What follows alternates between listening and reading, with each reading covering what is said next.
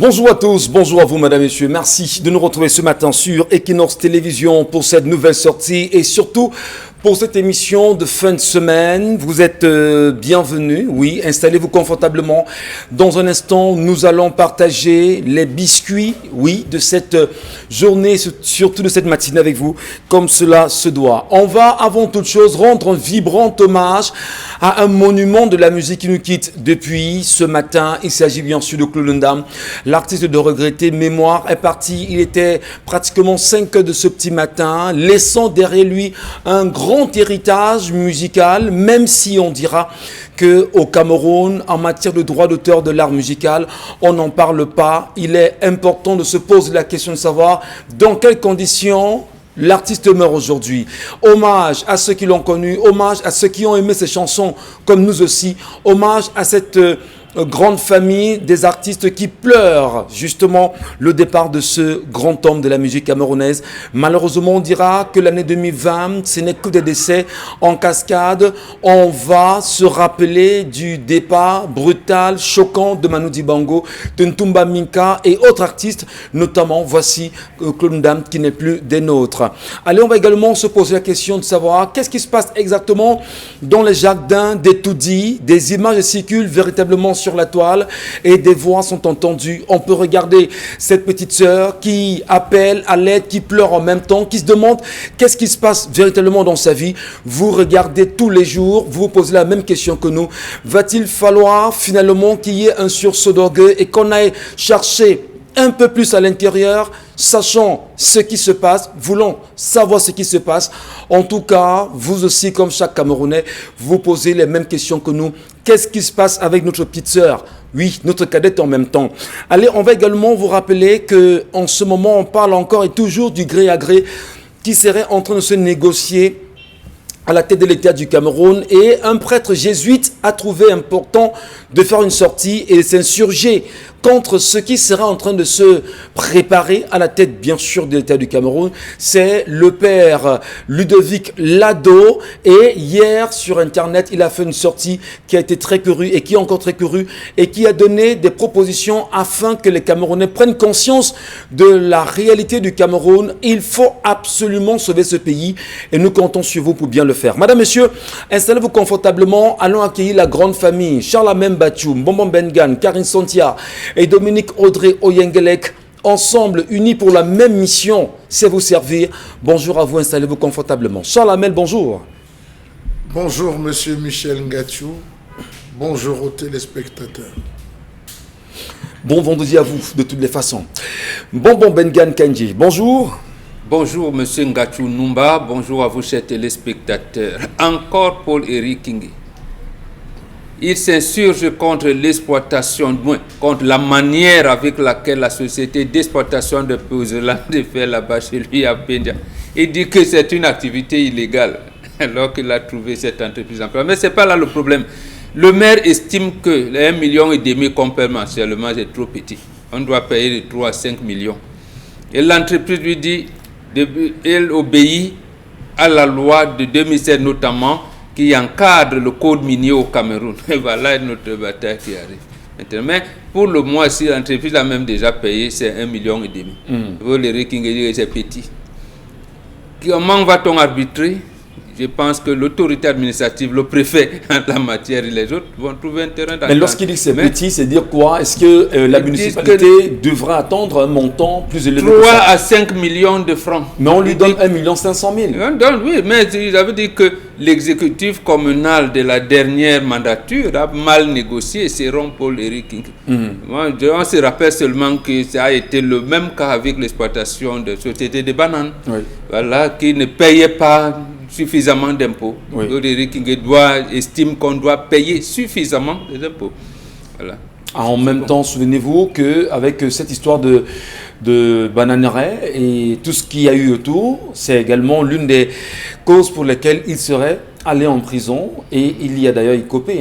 Oui, justement, je pense qu'il a tiré les leçons, parce que quand il y a une entreprise comme ça, quelquefois on vous dit c'est encadré par la loi, mais quelquefois aussi on l'enregistre dans la catégorie des grandes entreprises, mais également comme une coopérative villageoise.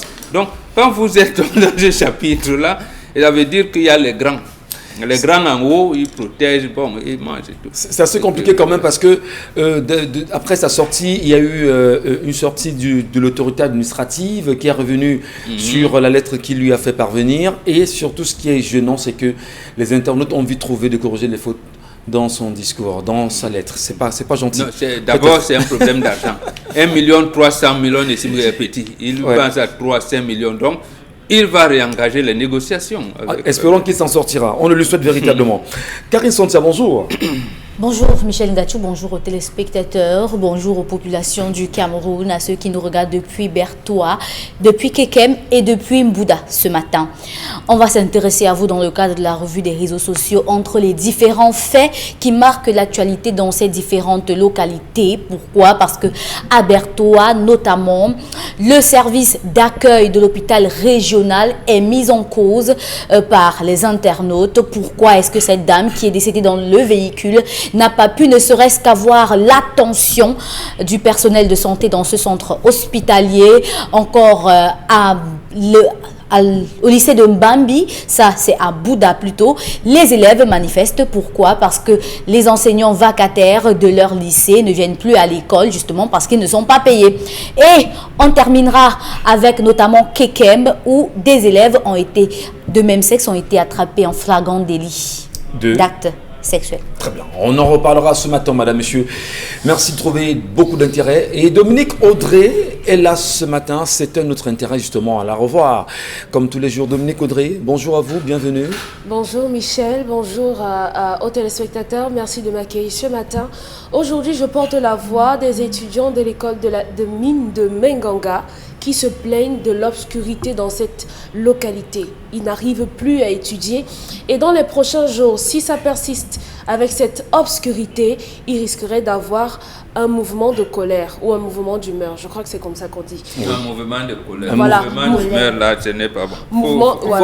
Il faut qualifier cette humeur. Merci, Père Mambo. Un mouvement de colère si jamais la société en charge de la distribution d'électricité ne leur donne pas la possibilité d'étudier. Et il faut absolument étudier parce qu'en même temps, si à Menganga, on a ce souci, et de l'autre côté, en Mbouda, je pense bien c'est Mbouda, Karine nous disait tout à l'heure avec ses enfants qui se plaignent, alors que dans les jours à venir, nous avons les examens nationaux qui vont être lancés. Il va falloir qu'on en sache un peu plus sur ces questions. Madame, messieurs, merci infiniment à vous de garder le bon tempo et vous connaissez les différentes plateformes sur lesquelles vous pourrez réagir. Vous avez 10-12, le Zénith, bien sûr sur Facebook, ou rapidement allez sur la page Equinox TV sur Facebook, abonnez-vous aussi et laissez-nous vos commentaires sur le fil d'actualité de l'émission en live. Dominique Audrey, qu'est-ce que l'histoire de ce matin nous présente? Du moins, qu'est-ce que vous nous présenterez ce matin comme histoire du jour? L'histoire de ce jour vous présente, met en scène les larmes d'un papa, un homme et de sa femme qui nous ont rencontrés il y a quelques jours pour apporter leurs problèmes à notre attention et à l'attention des téléspectateurs. Ils aimeraient savoir comment faire pour sauver leur fille, leur dernière fille, leur Benjamin, qui est devenue ingérable et incontrôlable. Ce papa dit qu'il a beaucoup d'argent. Il a énormément d'argent, tellement d'argent qu'il ne sait même plus quoi en faire. Il a 3 enfants, 2 garçons et une fille officiellement, parce que Père Mbombo dit qu'on ne compte pas les enfants d'un homme tant qu'il a envie. Donc officiellement, il en a 3, 2 garçons et une fille. Il raconte que sa femme a un travail et que ce travail donne également beaucoup d'argent à sa femme. Elle a une entreprise. Ce papa raconte qu'il a tout donné à ses enfants. Le luxe, les voyages, les vêtements, les chaussures, les téléphones, les voitures, tout ce que vous pouvez imaginer. Le seul manque, c'était le manque de ne savoir quoi faire de tout cet argent-là. Il raconte que sa dernière fille et ses 2 garçons vivent à l'étranger et que chacun dans chaque pays a une vie et a un train de vie normal. Sauf que la dernière est devenue ingérable. La dernière fois qu'elle s'est rendue à Dubaï notamment, où elle avait, avec un groupe d'amis, ils organisaient des fêtes et autres, ils ont été arrêtés parce qu'ils détenaient des stupéfiants. Sa fille a sombré depuis sensiblement 2 à 3 ans dans l'alcool et dans la drogue. Malheureusement, ils n'ont rien pu faire. Ils se sont dit, c'est certainement passager, c'est l'adolescence, elle n'a que 18 ans et ça va passer. Aujourd'hui, rendue à 21 ans sensiblement, cette petite fille commence un peu à dérailler. Avec la crise liée au coronavirus, ce papa et sa femme ont décidé d'un commun accord de faire revenir leurs enfants au pays. Donc, tous les 3 sont rentrés à la maison. Et depuis lors, leur fille, certainement à cause des voyages qu'on lui avait proposés, parce qu'on lui avait promis qu'elle découvrirait Londres, malheureusement, elle est à la maison, elle a commencé à tout casser, elle s'attaque au personnel de maison, elle insulte ses parents, elle crie sur sa mère, elle est devenue irrévérencieuse à la maison et son père ne sait plus comment la gérer. Donc ce papa demande, est-ce que c'est mal de donner ce qu'on n'a pas eu à ses enfants, et lorsqu'on le fait et que cet enfant devient gâté et capricieux de la sorte, comment on fait pour réparer ce genre de situation? Comment sauver ma fille? Oh là là. Oh là là, on va déjà ce matin adresser à ce papa tout notre soutien, parce que nous aussi nous sommes des papas, dans l'espoir que les conseils qui seront prodigués ici sur ce plateau, qu'ils puissent en prendre réellement acte et qu'ils nous comprennent. Mais c'est un papa qui parle un peu comme Bonbon. C'est un père qui parle Bonbon Benga. C'est un père qui veut sauver sa fille, qui est rentré dans la drogue à un moment donné, l'alcool, toutes les déviances que vous pouvez imaginer. Et aujourd'hui, elle est devenue insupportable, ingérable. À 21 ans, mais il faut la sortir de là quand même. Vous avez écouté l'histoire, qu'est-ce que vous dites à ce papa Bonbon Benga? Non, c'est un papa qui a gâté sa fille. L'a gâté complètement. Et aujourd'hui, il se rend compte de ses erreurs et ne veut pas les avouer. Il dit seulement, j'ai donné tout, je donne l'argent. On donne l'argent aux enfants. Entre nous, on ne donne pas l'argent aux enfants. On ne donne pas l'argent aux enfants. On apprend aux enfants que la vie est difficile. Comme on dit au quartier, la vie est dure. Même si, comme on dit, vous êtes né d'une famille aristocrate ou bourgeoise, il faut apprendre aux enfants que la vie est dure. C'est difficile là dehors, comme on dit. Les vrais parents riches font quelquefois, ils font en sorte que les enfants aillent à l'école à pied. À l'école à pied. Il dit, vous n'avez pas de voiture, vous allez à l'école à pied. Donc, Charles Hamel faisait état ici dernièrement, tous ces enfants de grade de 5e qui portent des tennis de Michael Jordan. Attendez, vous êtes sûr que quand Michael Jordan était enfant, il portait les mêmes tennis? Il les porte précisément parce qu'il est arrivé au toit du monde, dans la discipline qu'il a choisi de pratiquer. C'est ce papa qui a gâté l'enfant. Mais bon, comme il a des remords aujourd'hui, qu'est-ce qu'on fait à ce moment-là? Il y a 2 options. Comme je vois qu'il est occidentalisé, qu'il les amène dans les centres où on désintoxique les enfants. Mais s'il veut les ramener, non, effectivement, qu'ils viennent. Moi, j'ai eu fait d'abord le Ngambi parce que quand un enfant comme ça, ça veut dire que peut-être lui-même le père, il doit être pas très bien dans sa famille, dans sa famille, parce qu'il agit comme un parvenu, un arriviste. Il ne savait pas qu'il allait être multimillionnaire et tout. Il se trouve dans. Donc, il y a un rythme. Ça veut dire qu'en fait, ce papa ne développe pas l'âme de Dieu qui sommeille en lui. Il ne sait pas pourquoi il est riche. Il a gâté sa fille inconsciemment? Consciemment, puisqu'il lui donnait l'argent. Lui pensait que c'est comme ça qu'on élève l'enfant, lui donne tout. Et c'est le genre de papa qui supplie un enfant de 6 ans quand tu lui demandes de te donner l'eau à boire. Et lui, il va penser qu'il lui apprend des bonnes règles. Il dit, s'il te plaît, maman, donne-moi de l'eau à boire. On ne supplie pas un enfant de 6 ans. Parce que nous ne sommes pas dans un environnement inculture comme l'Europe, où un enfant de 10 ans peut appeler la police parce que papa a grondé. Donc voilà les enfants qui n'ont pas été grondés. On n'a pas tapé sur eux. Un enfant, Charles Hamel le répète, je le réitère ici, jusqu'à 11 ans, un enfant doit vivre comme un esclave. Qu'il y ait des ménagères à la maison ou pas, ils ont des jours où c'est elles qui lavent les assiettes. Elles qui font le grand ménage. C'est elles qui font, c'est des enfants qui font, surtout des filles. Comment va-t-elle apprécier son ménage demain? Voilà ce que beaucoup de nos élites. Mais la réalité dans l'histoire, c'est que cette fille a 21 ans, Bonbon Bengan. Mais est-ce qu'une fille qui a déjà 21 ans et qui est, du moins, qui a des attitudes comme celles qui sont décriées ce matin, est-ce qu'on peut récupérer un enfant qui a 21 ans? Oui, mais il suffit donc d'intégrer il y a des paliers qu'elle a survolés. On la ramène en lui disant que maintenant, monte palier par palier. Est-ce que les parents même ont le cœur nécessaire pour dire, bon d'accord, on va te réouvrir justement les vannes, on va t'abandonner un instant. On n'abandonne pas. Dominique, on la ramène. C'est la seule fille, c'est ça? Oui, oui. C'est la seule fille en plus. Voilà, justement, c'était un enfant gâté. Donc, ce sont ses parents qui l'ont gâté. À ce moment, on te ramène parce que, en fait, tu risques d'être la honte de la famille. Comment on va dire une fille qui se lance dans la drogue? Et dans la drogue, ça veut dire que c'est la débauche au maximum, là. La débauche, ça s'accompagne avec les relations sexuelles à n'importe qui, avec n'importe qui, avec.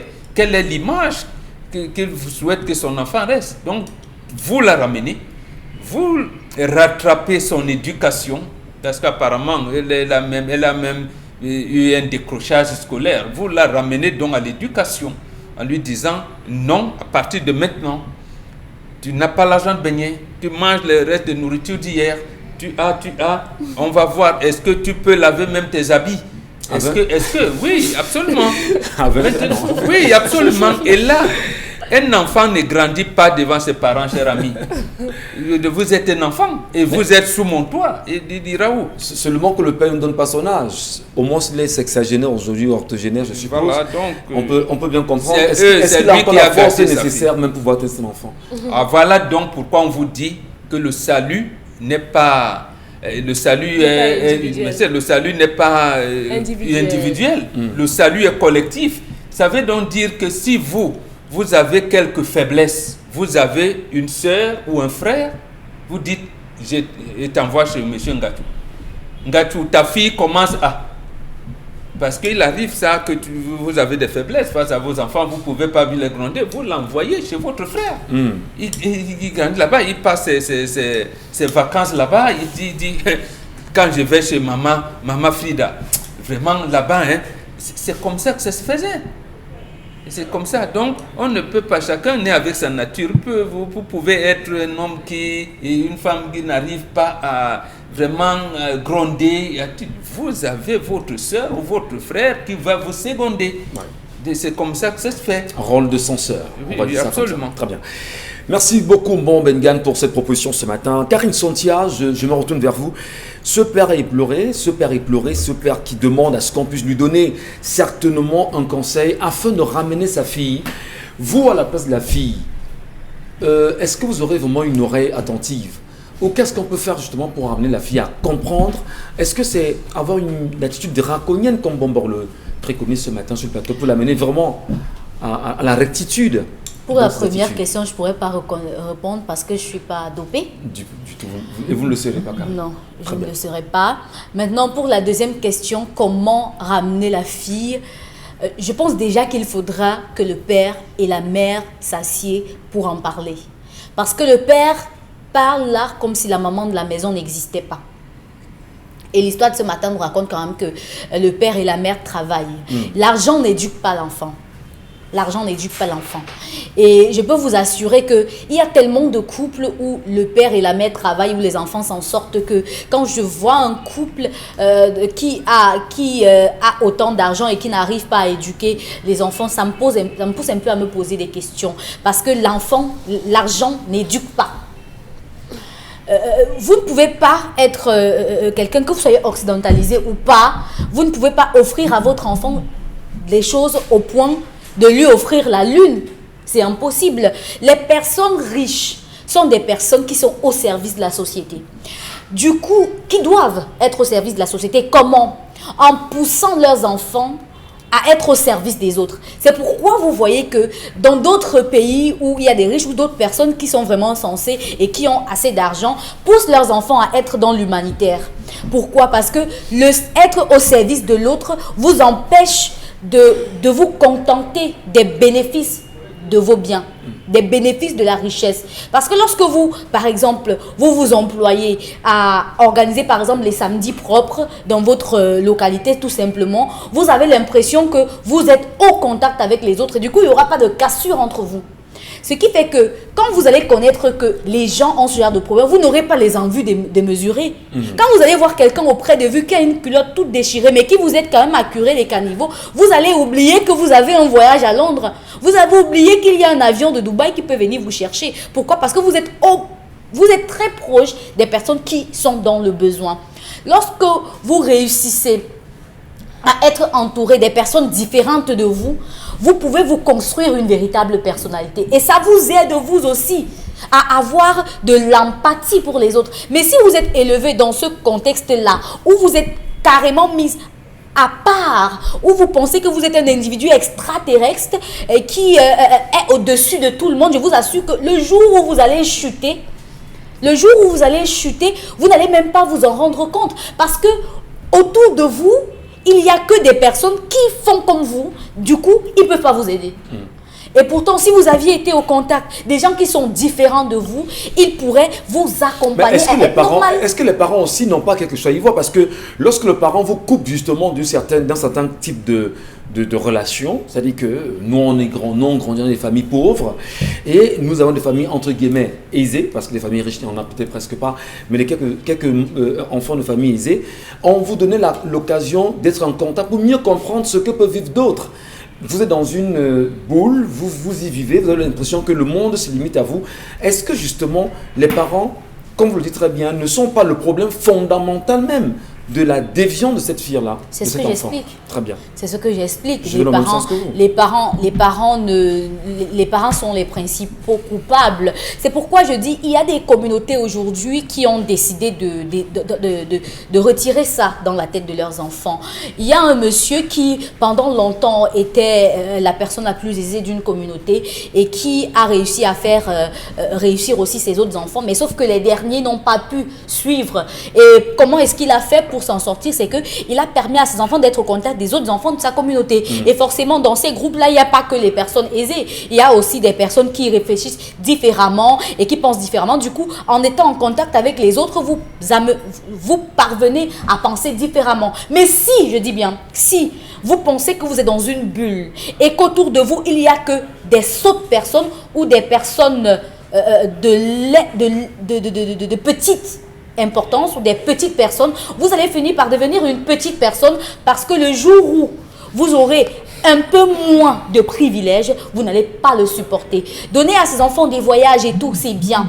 Mais apprendre à son enfant de fabriquer le matériel qui permet de voyager, c'est encore mieux. Donc, si vous aimez que votre enfant voyage, apprenez-le à être pilote. Faites-lui faire des études de pilote. Si vous aimez que votre enfant goûte à la belle vie, apprenez-le au moins à compter de l'argent. Donc, c'est en tout l'éducation. Donnons la parole à Dominique Audry, justement, qui se prononcera et qui nous dira quelle attitude adopter pour le papa, certainement pour ressortir sa fille de cette réalité dans laquelle elle est impliquée aujourd'hui, mais surtout sauver la famille, Dominique. Bien sûr, Michel, il faut, puisque moi je suis partisane du dialogue, il faudrait, après avoir désintoxiqué cette fille, dès qu'on a fini de la désintoxiquer, ses parents vont devoir rétablir le contact, rétablir une sorte de connexion avec leur fille en fixant des limites. L'éducation de cette fille a échoué au niveau de l'entrée dans l'adolescence parce que quand on entre dans l'adolescence, on est en train de construire on construit son identité, on construit sa personnalité. Et généralement, les enfants qui entrent dans l'adolescence ont du mal avec les règles qu'on leur a données précédemment. Petit, on vous disait, lorsque tu sors de la maison, tu ne sors pas avec les babouches avec lesquelles tu entres au salon. Donc, il y a une paire de babouches à l'extérieur. Maintenant, votre enfant, lorsqu'il entre dans l'adolescence, il va se demander, mais Pourquoi est-ce que quand j'étais petit, même on me demandait de changer les babouches alors que tout ça, ce sont les babouches? C'est à ce moment-là que le parent intervient pour réitérer à l'enfant et lui expliquer le pourquoi tu dois changer les babouches en sortant de la maison. Donc, il ne faudrait pas que les parents décrochent au moment de l'adolescence, qui est une période très sensible où on perd et où on gagne l'enfant. Michel Ngachou, moi j'ai un problème. On ne peut pas demander aux gens de s'excuser parce qu'ils ont de l'argent. Lorsqu'on se lève tous les jours, vous et moi, on sort de chez nous et on vient travailler, on se dit, notre progéniture doit avoir une vie meilleure.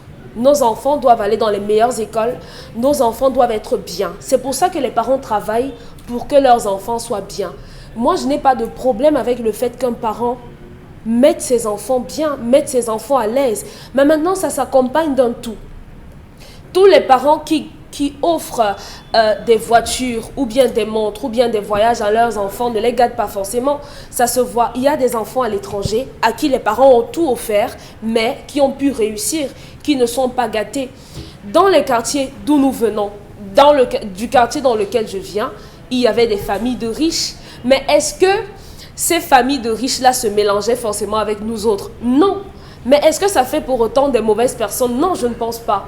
Je ne pense pas. C'est la qualité de l'éducation qu'on donne à nos enfants qui détermine les adultes qu'ils seront demain. Je te donne tout. Je t'offre des voitures, des voyages, des sacs, de l'argent, mais je t'apprends qu'un homme de valeur, c'est un homme qui sait travailler. C'est un homme qui respecte l'humain. Être riche n'est pas mal, mettre ses enfants à l'aise n'est pas mal, mais maintenant il faut une sorte d'accompagnement dans tout ça. Donc les parents avec des enfants qui entrent dans l'adolescence doivent être fermes. Il faut dialoguer avec vos enfants, leur donner ce que vous pouvez leur donner. Mais il y en a quand même, Dominique, permettez-moi, quand vous dites qu'il faut dialoguer avec les enfants, il y en a même qui dialoguent avec ses enfants. Ben écoutez, nous on a grandi dans les lycées. Moi je prends le cas du lycée de Tinga où j'ai eu mon baccalauréat. On est passé par le lycée de Nkoleton, on est passé par la Cité Verte, que vous connaissez très bien à Yaoundé. On est passé par l'Institut Matamfen également. Ben, on était au contact avec des enfants de bonne famille, mais on sait comment ils se comportaient. Des frustrations en permanence. Vous pensez également que le parent ne parle pas suffisamment et peut-être l'opulence même familiale peut amener ses enfants à être imbus d'eux-mêmes? C'est ça qui gêne. Parce que on prend l'exemple du parent qui a repris parce qu'on lui a dit que vous donnez 10 000 à l'enfant. Si vous avez ce genre d'agissement devant votre enfant, le comportement qu'il aura en dehors ne sera pas bon. Vous donnez l'argent à votre enfant, voilà l'argent pour aller à l'école. Sache que tu vas là-bas, je ne serai pas toujours là pour toi. Tu dois chercher ton argent. Est-ce que, parce que votre enfant ce que vous lui donnez, ça fait qu'il doit être une personne irrévérencieuse envers les autres dehors? Non, je ne pense pas. Si un enfant de bonne famille vient et piétine les autres, c'est parce que à la maison, son père avec ses voisins, vous avez des gens qui ont de l'argent et lorsqu'ils arrivent dans un quartier, il arrache même le terrain de ses voisins parce qu'il a de l'argent, parce qu'il est supérieur. Ce que les parents transmettent, ce que la mère, comment la mère se comporte avec ses voisines, comment le père se comporte avec les voisines, les enfants retransmettent. Mon papa a de l'argent, il peut faire tout ce qu'il veut. Je suis son enfant, par conséquent, j'ai le même pouvoir. Donc, les parents doivent être rigoureux dans la gestion de l'éducation de leurs enfants. Même s'ils ont de l'argent, ces enfants peuvent être bien. Il y a des enfants de bonne famille qui sont bien. Donc, vous dites justement à cet homme qu'il faudrait rapidement désintoxiquer on la désintoxique et maintenant on refait. Et retrouver un cadre de dialogue entre père et fille. Tout à fait. Et en 10 secondes, l'argent rend fou. Audrey, l'argent rend l'enfant fou. Et l'argent quand il n'est pas préparé. Oui, on ne peut pas, l'enfant jusqu'à 15 ans n'est pas préparé pour gérer l'argent. Et de tel argent-là, ça rend fou et justement, ça l'amène à aller explorer d'autres horizons où la richesse n'arrive pas. C'est ça le problème justement avec la psychologie de l'enfant. Merci par exemple, oui, une minute s'il vous plaît. Chez nous, à partir du coût moyen 2, on vous donne l'argent de baigner de la semaine et du mois pour vous apprendre à vous responsabiliser. Si on commence comme ça en apprenant à l'enfant à gérer, à s'auto-gérer, quand on vous donne dans le même argent, mais c'est 10 000 francs par jour. On vous donne 50 000 par jour, c'est fou, vous devenez fou. Parce qu'il y a au lieu de vous donner l'argent, vous pouvez tout acheter à la cantine. Au lieu de vous donner un montant rationnel pour la journée, on vous donne un montant vraiment supérieur. Ou tout acheter à la Tout cantine. acheter. On vous donne Et 70 parfois- 000, on dit que oui, c'est pour la Et parfois, semaine. on nargue Et les vous, autres. vous avez 8 ans. Mais qu'on n'ait pas Après, l'impression on vous dit qu'on non, n'ait- on donne l'argent de qu'on n'ait poche. pas l'impression Ça va rendre- Donc, on va qu'on n'ait pas rationaliser, l'impression alors. que nous sommes des frustrés. Donnons la parole à Charles Amène Bachou, qui va également se prononcer sur ce sujet, mais surtout donner son conseil à ce père qui tend la main et qui voudrait que l'on l'aide à sauver sa fille, Charles Amène. Qu'il trouve un bon mari à sa fille. Ça veut dire elle a 21 ans. Qu'il trouve un bon Elle a mari l'âge à de se sa marier, fille. non?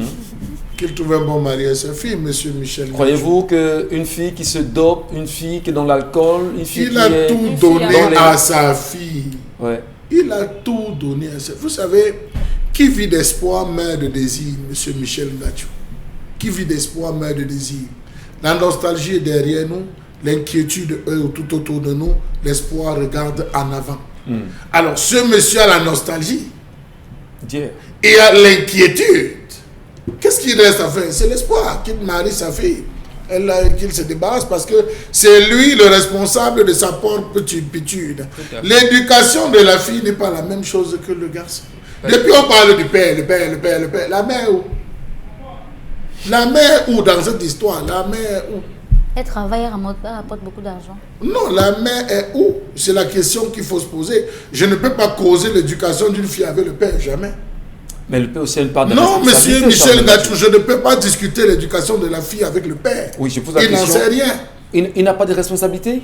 Monsieur, il a la responsabilité, celle d'envoyer, d'instruire l'enfant et d'instruire l'enfant, de donner une éducation à la vie à l'enfant. Donc c'est la mère le problème. Pour Non, vous. je n'accuse pas la mère parce qu'il n'a pas cité Puisque la mère. vous la cherchez. Non, il n'a pas cité la mère, je ne l'accuse pas. Il n'a pas cité. Je me pose, ça peut être qu'ils sont divorcés. Ça peut être qu'il n'est plus marié. Et qu'il monsieur a eu Michel. la Non, garde mais des la enfants. mère Ça est peut débordée. être. Donc, il peut. Dominique, voulez-vous nous rassurer? Oui, la mère est là, mais elle est débordée. Je l'ai mentionné Très dans bien, l'histoire. justement. Elle n'a plus Merci. de parole sur sa Monsieur fille. Michel Ngachou, cet homme est très imbu de lui-même. Il ressemble à ce type de parents pour qui on ne devrait, tant qu'il vit, on ne devrait rien dire à ses enfants. On ne devrait pas gronder, on ne devrait pas j'ai l'argent parce qu'il a dit j'ai Peut-être l'argent. qu'il a écarté la Je maman. manque quoi faire de mon argent. Oui, oui, c'est des expressions qu'il ne faut pas négliger. Je manque quoi faire. La fille se lève, même, elle va dans le porte-monnaie de papa, elle pique même 1 million, ça ne dérange pas papa, parce que papa a l'argent, il ne sait pas quoi faire. Donc voilà une société qu'on crée. Ça, c'est une société typique de Dominique Audrey et de Karine Santier. C'est la société, ça. Vraiment. Oui, je le dis à propos de propos, c'est la société. Ayant grandi à Ménique. Voilà la société qu'il peigne chaque jour. Ouais. Le dialogue. Donnez à l'enfant ce qu'il veut. Élevez votre fille comme une servante, vous aurez une princesse et une reine. Élevez votre fille comme une reine, vous aurez une sorcière. Et c'est là où on est en train d'aller, monsieur Michel Ngachou. Oui. Elle est devenue une sorcière incontrôlable. Les potions magiques même de la fille la rendent folle. Elle ne parvient plus à faire des compositions chimiques. Parce que si c'était que l'argent, elle a tout l'argent. Mais son rêve maintenant, c'est aller. Les potions à sont Londres. devenues légères. Oui, les potions sont devenues légères. Donc elle va aller à Londres. Une fille comme ça, vous l'envoyez à Londres, elle réussit. Non, c'est tous les jours, on va vous appeler qu'elle est en prison, qu'elle est en cellule. Donc c'est mieux que le père la garde en confinement. Non, qu'on lui trouve un bon mari. Vous savez, chez les Bantous, lorsqu'on se rendait compte qu'une fille était suffisamment agitée, très dynamique, non, on cherchait un mari. On cherchait un mari. Parce que le père ne peut plus rien. Oui, mais Charles Amel, ce mariage-là s'accompagnait du fait que c'est le papa qui dit à son beau-fils, tu peux taper. Ouais, donc je l'ai arrivé. On y Voilà. revient. J'allais arriver. Ce n'est pas le genre va dire, papa ne m'a jamais grondé, comme tu es là. Monsieur, Il faut taper. Voilà. Monsieur Michel. Mais taper quand même le mot est trop fort. Hein, bon. Monsieur, Évolution. Michel. Et quand elle va vous dire que Merci, papa ne m'a Michel. jamais grondé, on ne m'a jamais grondé. Monsieur C'est ça. Michel Ngachou, le père a perdu toutes les données. Qu'est-ce qu'il fait? Il cherche un gars. Vous voyez souvent ça sur Internet, où on n'a qu'un père, je cherche un gars qui va épouser sa fille, il est prêt à payer. Qu'il cherche un gars qui va épouser Et sa qu'il fille. écrit sur Internet. Non, j'ai pris un exemple. Dans votre monde, qu'on voit ça. Qu'il prenne un garçon qui va calmer. Il n'y a que ça, là, pour le moment. Parce que, quel que soit le lieu, vous l'inscrivez dans un, comme Bobokan dit, Centre psychologique, psychiatrique. elle va ressortir de là. Elle sait que son désintox. père a. Elle sait que son père touche l'argent. Elle sait. Non, c'est une fille qui est prête à tout. Même tuer son père. Hein. Parce que le père ne croit pas qu'il est il est épargné, oui, qu'il est à l'abri, elle est prête à tout. Parce que ça commence d'abord par on casse tout. Un bon matin, elle va se lever, le père sera en train de dormir, il va entendre crac, crac. Tu me donnes où j'ai fini avec toi. Crac, crac sur son oreille. Il va croire que c'est peut-être sa femme qui manipule les persiennes. Après, on dit, tu donnes tout où je t'abats ici. On a vu plein d'enfants battre leur père à Yaoundé. À une certaine période, dans les années 90, on a vu plein d'enfants dégainer contre le père parce que le père a refusé de lui donner qui 500 000, qui 1 million. Donc le père est responsable de sa propre petite, qu'il assume. Vous élevez votre fille comme une servante, vous aurez une reine. Mais vous l'élevez comme une reine, vous aurez une sorcière. Merci beaucoup, Charles Amel Bachou. Allez, madame, monsieur, vos réactions sont attendues ce matin sur la page 10-12 Le Zénith et sur le fil d'actualité d'Equinox Télévision ou encore au numéro qui s'affiche en ce moment au bas de l'écran. Merci de nous retrouver. Pour ceux qui nous retrouvent à l'instant, on marque une légère pause et on se retrouve pour la colère, celle exprimée ce matin par Charles Amel Bachou.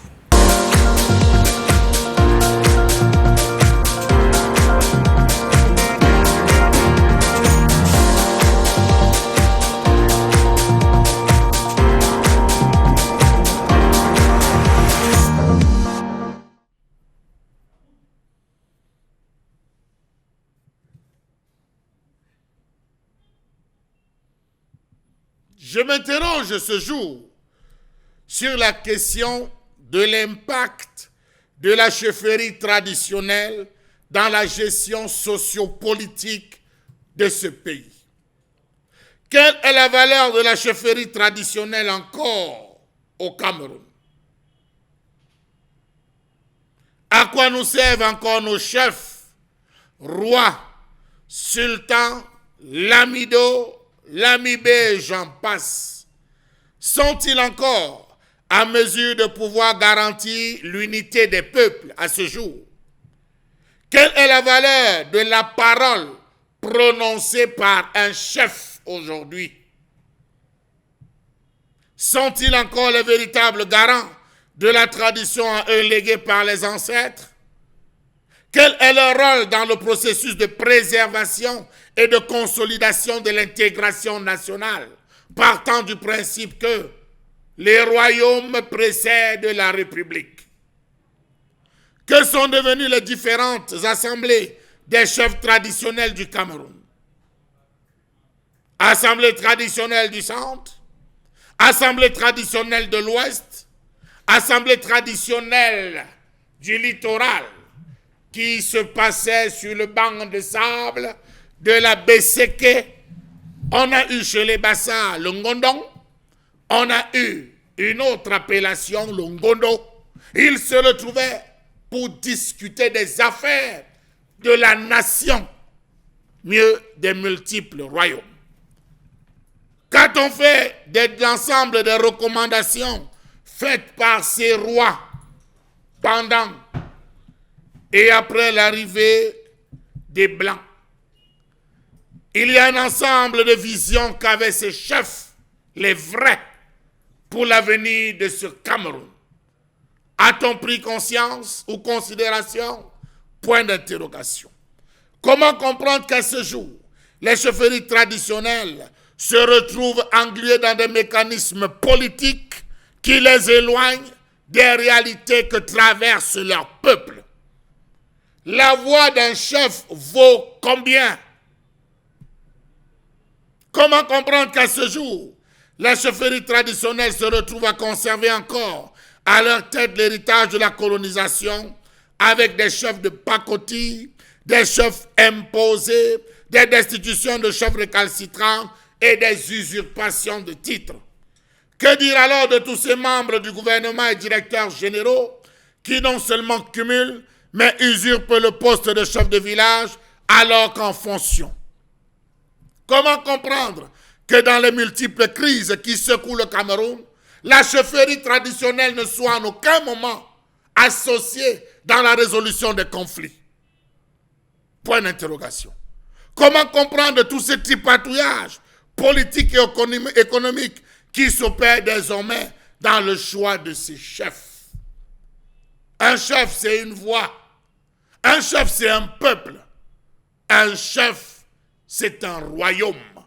Un royaume, c'est des personnes censées être défendue par ses rois. L'actualité au sujet de la chefferie Bangou est assez vocateur. L'actualité au sujet du nord-ouest, du sud-ouest, de l'extrême nord est assez préoccupante. À quoi sert l'Assemblée des chefs traditionnels du Cameroun? Lorsqu'on se rappelle que de ce côté de la Côte d'Ivoire, au moment où il fallait frapper du poing sur la table, c'est le Conseil national des chefs qui d'un seul cœur se sont levés, ont frappé du poing sur la table pour résoudre les différents conflits. Pourquoi au Cameroun, le chef, la chefferie n'a-t-elle plus son pouvoir? Comment comprendre la confusion généralisée qui règne désormais dans cette affaire de chefferie? Comment comprendre que la majeure partie des chefs et rois aient été tous cooptés au sein du parti de la majorité? Ou vous êtes là, ou vous n'êtes pas. Comment comprendre qu'en plus d'être chef, supérieur, roi, sultan, ces messieurs d'un autre genre luttent désormais pour porter la couronne très occidentalisée de sénateurs, sénateurs suppléants avec inscription sur la plaque d'immatriculation. On ne bagarre plus pour la chefferie. Pourtant, avec la chefferie, on a tout. On a les sujets au pied, on a des paquets, on a des lignes qui sont défendues, qui sont préparées, mais on choisit d'aller manger sur la grande table. On choisit d'aller se faire laquais sur la grande table, de manger des miettes parfois. On a vu des chefs se faire ridiculiser, pourtant des grands chefs. Comment comprendre qu'ils réussissent encore à lutter pour des titres inutiles alors qu'ils sont pratiquement tout? Comment comprendre que nos chefferies soient devenues les antres des motions de soutien, de déférence et de remerciements rédigées par des élites tenant absolument à conserver leur poste ministériel? Comment comprendre que les chefferies traditionnelles ont perdu leur neutralité au point d'avoir des bureaux de vote dont deux fils, l'un optant pour un parti politique A, l'autre pour un parti politique B? Lorsqu'ils s'affrontent dans le village, le chef prend. Il prend le parti de la majorité. Des chefs qui divisent leur village. Voilà ce que nous avons aujourd'hui. Comment comprendre cette dépense énorme de l'État dans la rémunération des chefs traditionnels? Petit calcul, le Cameroun compte 80 chefferies de premier degré. Ça fait 16 millions de dépenses mensuelles. Petit calcul, le Cameroun compte 862 chefferies de deuxième degré. Ça fait 86 200 000. Que dire alors du comportement presque insolent de certains monarques? Ainsi va la vie, ainsi va la République.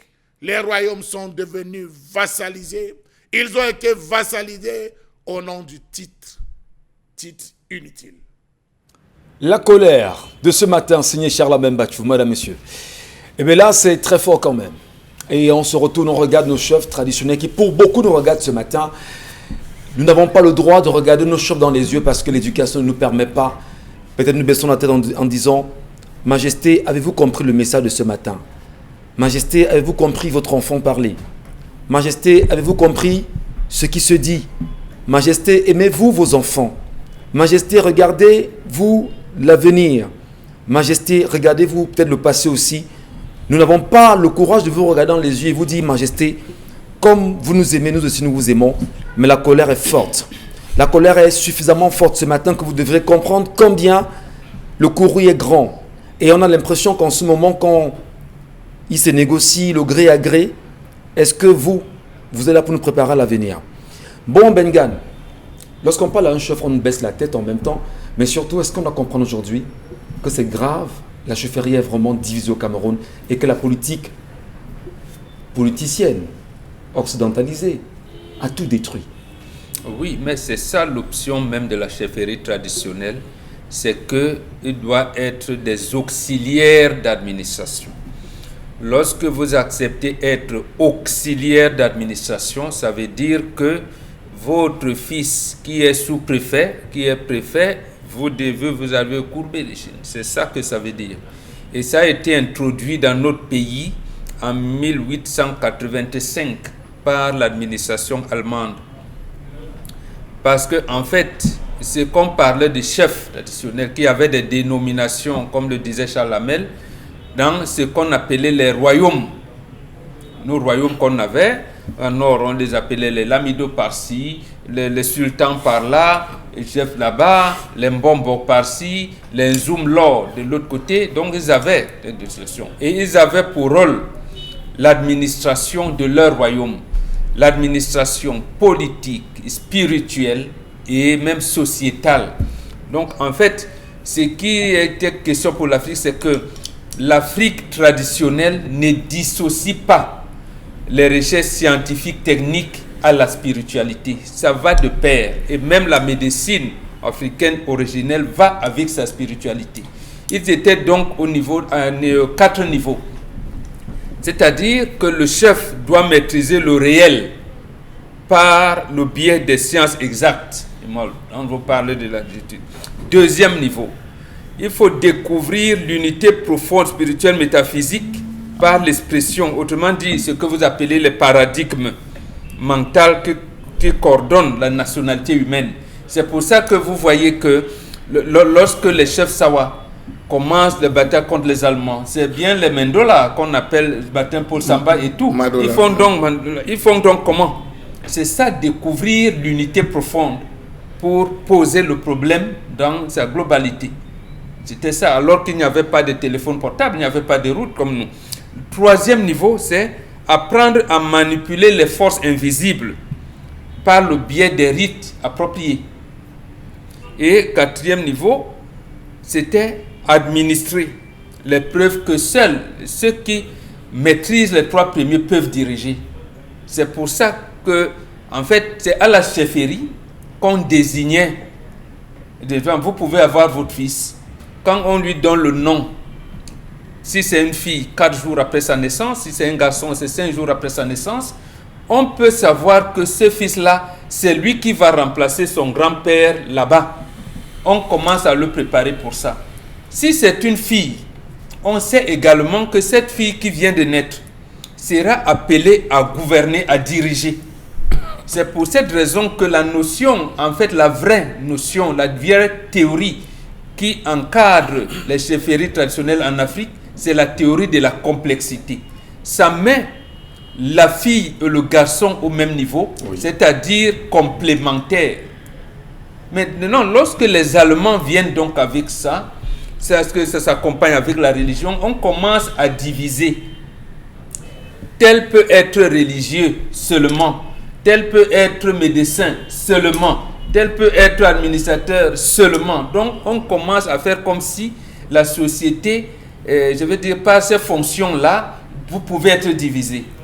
Peut-être là-bas, mais au niveau de la chefferie traditionnelle, c'est lui qui avait toutes ces choses-là. On dit, tel est un Kongang, la chefferie. Ça veut dire qu'il va s'occuper des problèmes paramilitaires là-bas. Tel il est gay, c'est tel il est ceci. Donc, voilà comment c'était organisé et qui ont le pouvoir de la nuit. Mais sauf que, quand on vient donc, on veut construire la République, on ne fait pas un consensus entre les royaumes et la République. Ça aboutit donc à ce qui nous arrive là aujourd'hui où le chef, il y en a qui le tirent en disant mais comment vous pouvez faire ceci? Il y en a qui le tirent là-bas et en plus à la mail dit on leur donne de l'argent à la fin du mois. Donc en fait on est dans une situation d'hybridisme qui fait que on est également dans une société occidentalisée. Je voudrais rappeler que le chef de l'État, son excellence Paul Biya, qui lui aussi est Nongui et qui est président de la République, nous disait d'ailleurs qu'il souhaiterait que l'image qu'on garde de lui, c'est l'image de celui qui a ramené. Vous avez bien la fait de démocratie citer ça en une seconde, justement. Au Cameroun. Dans l'ère culturelle du président Biya, ce n'est pas le Nongui, c'est le Zumlo. Très bien. Et pourquoi on a fait disparaître ça exprès? Précisément parce que le Zumlo, lui, c'est la justice et la vérité. On va donc créer d'autres. Donc on a fait disparaître le Zumlo pour maintenir le Nongui. Oui, absolument. Très bien. Comme nous, par exemple, le Mbombok n'est pas auxiliaire d'administration. C'est lui qui coordonne et diligente la société. Maintenant, on est venu créer premier degré, troisième degré et tout, en oubliant qu'en fait, le père, c'est le Mbombok. Et comme lui, il ne veut pas être auxiliaire d'administration, on fait mieux de l'écarter subrepticement de ce rôle-là. Donnons la parole quand même à nos soeurs qui sont sur le plateau. C'est vrai que le sujet est assez sensible concernant les chefferies traditionnelles. Dominique Audrey, je commence par vous. On a quand même nos chefs qu'on appelle auxiliaires d'administration. C'est-à-dire, vous imaginez qu'il y a une histoire avec nos peuples, y compris nos chefs traditionnels, et qu'on les appelle aujourd'hui auxiliaires d'administration. Vous ne voyez pas qu'il y a de... Comment dire ça on piétine justement nos valeurs ancestrales, on piétine justement notre héritage ancestral, notre héritage, disons ça comme ça. Oui, c'est le reproche qu'on peut faire à ces chefs-là qui ont accepté de devenir la continuité de l'administration. Malheureusement, à avoir accepté ce poste et notamment ces salaires-là, ils ont accepté de devenir des membres à part entière de l'administration, alors que les chefs traditionnels doivent se départir de ces rôles-là parce qu'ils ont un rôle fondamental dans le développement économique, social de leur population. Si vous allez... J'ai fait des lectures notamment sur l'Afrique du Sud, le Ghana et le Botswana. Là-bas, les chefferies traditionnelles sont représentées dans certains de ces pays jusqu'au Sénat, où ils portent la voix.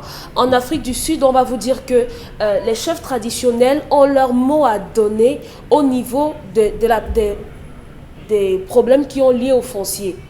Lorsqu'il y a des entreprises qui veulent acheter des terres et tout, on leur demande d'abord préalablement leur avis.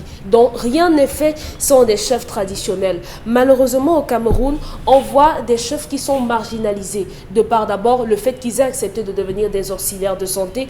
C'est vrai qu'ils sont des relais qu'on ne devrait pas faire sans eux, mais ils ne doivent pas, disons, prendre parti, prendre position. Ils sont du côté du peuple. Ils sont censés trancher. Ils sont censés gérer les litiges au sein de leur communauté. Ce sont même les acteurs même de la décentralisation. Décentralisation en réalité. Mais malheureusement, aujourd'hui, on voit qu'ils sont utilisés. Je veux dire, pour certains chefs, parce qu'on en a encore qui sont restés fidèles, pour certains chefs, ils sont utilisés à des fins politiques. Et c'est ça qui est regrettable. Moi, je ne vais pas m'épancher trop sur le sujet parce que je n'ai pas une maîtrise en même temps, parfaite du sujet. En même temps, ils sont aujourd'hui utilisés à des fins politiques et c'est regrettable parce qu'ils perdent non seulement la confiance de leur peuple et maintenant, on peut dire que d'une certaine façon, ils peuvent subir le courroux des ancêtres. Je vais peut-être rappeler ici qu'il y a une situation, je vais d'ailleurs au passage saluer le peuple du Ndé, Banganté, dont je suis fier, mais rappelez qu'il y a un petit village à Banganté, précisément à Bangoulap, qui s'appelle Babou, qui a un sérieux problème là-bas à la chefferie. Et aujourd'hui, c'est l'une des réalités qui soit perceptible pour ce qui est de la colère exprimée ce matin par Charles Amen Bachou.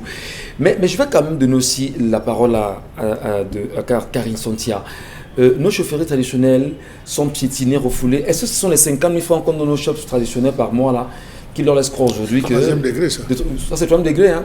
Troisième degré, c'est 50 000. Deuxième degré, 100 000. Et premier degré, 200 000. Voilà. Est-ce que c'est avec ça, justement, qu'on achète les consciences, justement, de nos chefs et qui n'ont plus, justement, de mots à dire aujourd'hui? Pas forcément, hein, c'est pas seulement ça, parce que le militantisme aussi a son salaire. Oui, le militantisme aussi a son salaire. C'est qu'à un moment donné, nos chefs ont pensé que en ne travaillant pas, ils pouvaient gagner leur vie. Je vous rassure que les chefs traditionnels qui les ont précédés étaient des planteurs, des éleveurs, des chasseurs. Donc, ils avaient un métier. Parfois, ils laissaient leur chefferie, ils partaient faire... Ils avaient une activité, vous voulez dire? Si vous voulez. Parfois, ils laissaient leur chefferie, ils partaient faire un mois dehors et revenaient. Mais ce qui s'est passé, c'est que avec l'arrivée de l'homme blanc, ils ont pensé que non seulement en utilisant ces chefs comme courroies pour faire des échanges commerciaux, ils pouvaient aussi utiliser ces chefs comme courroies d'opinion. Ce qui fait que les chefferies traditionnelles qui ont été reconnues pendant longtemps comme des instances politiques à part entière, parce que la politique n'arrive pas avec la venue de l'homme blanc. Effectivement. Ce sont des instances politiques au sein desquelles se développent des débats pour le bien-être des populations, du peuple. Du coup, vous voyez dans les chefferies traditionnelles, il y a d'abord les notables, ensuite il y a les chefs de quartier aujourd'hui. Et puis, il y avait des groupements de jeunes, des groupements de femmes qui permettaient de faire remonter les informations au niveau de la chefferie principale. Du coup, c'était normal ou c'était évident pour le chef de diriger son peuple en sachant tout ce qu'il y a à faire. Il ne se levait pas un matin et disait « j'ai décidé » par exemple. Lorsqu'il y avait une crise comme la crise actuelle, le chef était capable de réunir les notables, de réunir les guérisseurs. Non, il n'était pas capable, il devait, c'est même ça. Voilà, de réunir les guérisseurs, de réunir les notables pour cette question et finalement de trouver une solution à laquelle on faisait participer tous les citoyens, tous les villageois. Gardez la parole, Karine Santia, on revient avec vous tout à l'heure. On marque juste une pause, madame, messieurs. Vous êtes sur 10-12 le Zénith. Merci de ne pas zapper.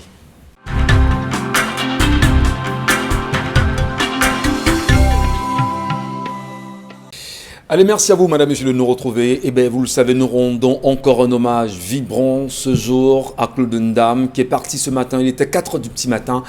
Artiste important, icône parmi les icônes, mais alors, une image forte pour la culture musicale du Cameroun. On vous l'a très bien dit en début d'émission, qu'il a connu 3 AVC en 10 ans. L'artiste a longuement souffert et nous interpellons encore ce matin le ministre en charge de la culture du Cameroun et nous demandons bien évidemment à ceux qui sont dans le domaine de l'art musical au Cameroun, avez-vous conscience de la façon à laquelle nos artistes décèdent aujourd'hui? Quel héritage pour l'avenir? Qu'est-ce que vous leur léguez? Merci à vous. Karine Santia, on revient avec vous rapidement sur cette question même de la gestion des crises sociales et politiques avec le rôle des chefs traditionnels dans nos villages, oui, dans nos peuples camerounais. Qu'est-ce qu'on peut dire concrètement pour sortir de ce sujet avec Oui, j'étais tantôt en train de dire que lorsque il y avait une maladie qui arrivait dans le village ou lorsqu'on constatait qu'il y avait beaucoup trop de décès, le chef et les notables s'asseyaient pour en discuter et notamment c'était parce que des informations sont remontées. Parce qu'il y avait des personnes qui étaient censées faire remonter l'information jusqu'au chef. Et après, on en discute, on trouve une solution ensemble et puis on met les personnes qui sont censées gérer cela en action. C'est pourquoi vous voyez que parfois les chefs traditionnels eux-mêmes étaient des guérisseurs et ils se joignaient à l'équipe pour pouvoir guérir. Maintenant, vous voyez qu'il y a des contrées où les maladies arrivaient au même moment. Où les gens mouraient tous au même moment où les personnes étaient victimes par exemple de guerre. Les chefs de ces différentes contrées-là s'asseyaient pour discuter de la stratégie qu'on va mettre sur pied pour contrer l'ennemi commun. C'est ce qui nous a manqué à tous au Cameroun par rapport à la crise dans le nord-ouest et le sud-ouest et surtout par rapport à la crise de coronavirus. Pourquoi? Parce que lorsque, par exemple, les balles ont commencé ou encore lorsque les syndicalistes sont sortis dans la rue pour réclamer un certain nombre de considérations par rapport à leur travail, l'État a répondu avec les armes. C'est là où maintenant les chefs traditionnels décidaient de non, on ne veut pas que la guerre arrive. Qu'est-ce qu'il faut faire? Il faut barrer la route à la guerre. Du coup, on s'assoit et on discute et puis on fait une proposition à l'État du Cameroun et puis on ramène ses enfants dans la maison pour calmer d'abord les tensions. Et c'est ce qui n'a pas été fait aujourd'hui et nous en sommes là. Malheureusement, gestion des crises politiques, justement, crises sociales et politiques, Charles Mbachou, on n'a pas entendu les chefs traditionnels du Cameroun en ce qui concerne la crise dans le nord-ouest et le sud-ouest. On n'a pas entendu ces chefs traditionnels. Si, on les a entendus.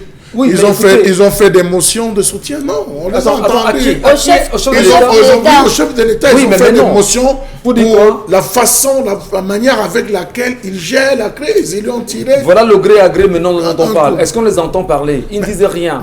Il y a eu le coronavirus, vous avez entendu quel chef parler. Il y a eu également tout ce que vous connaissez là. Dans l'extrême nord même du Cameroun, quel chef traditionnel a parlé? Ne serait-ce qu'un Lamidon ou un Lamibé. Dites-nous, qui a parlé? Monsieur Michel Ngachou, le rôle du chef est d'être au-devant de tout.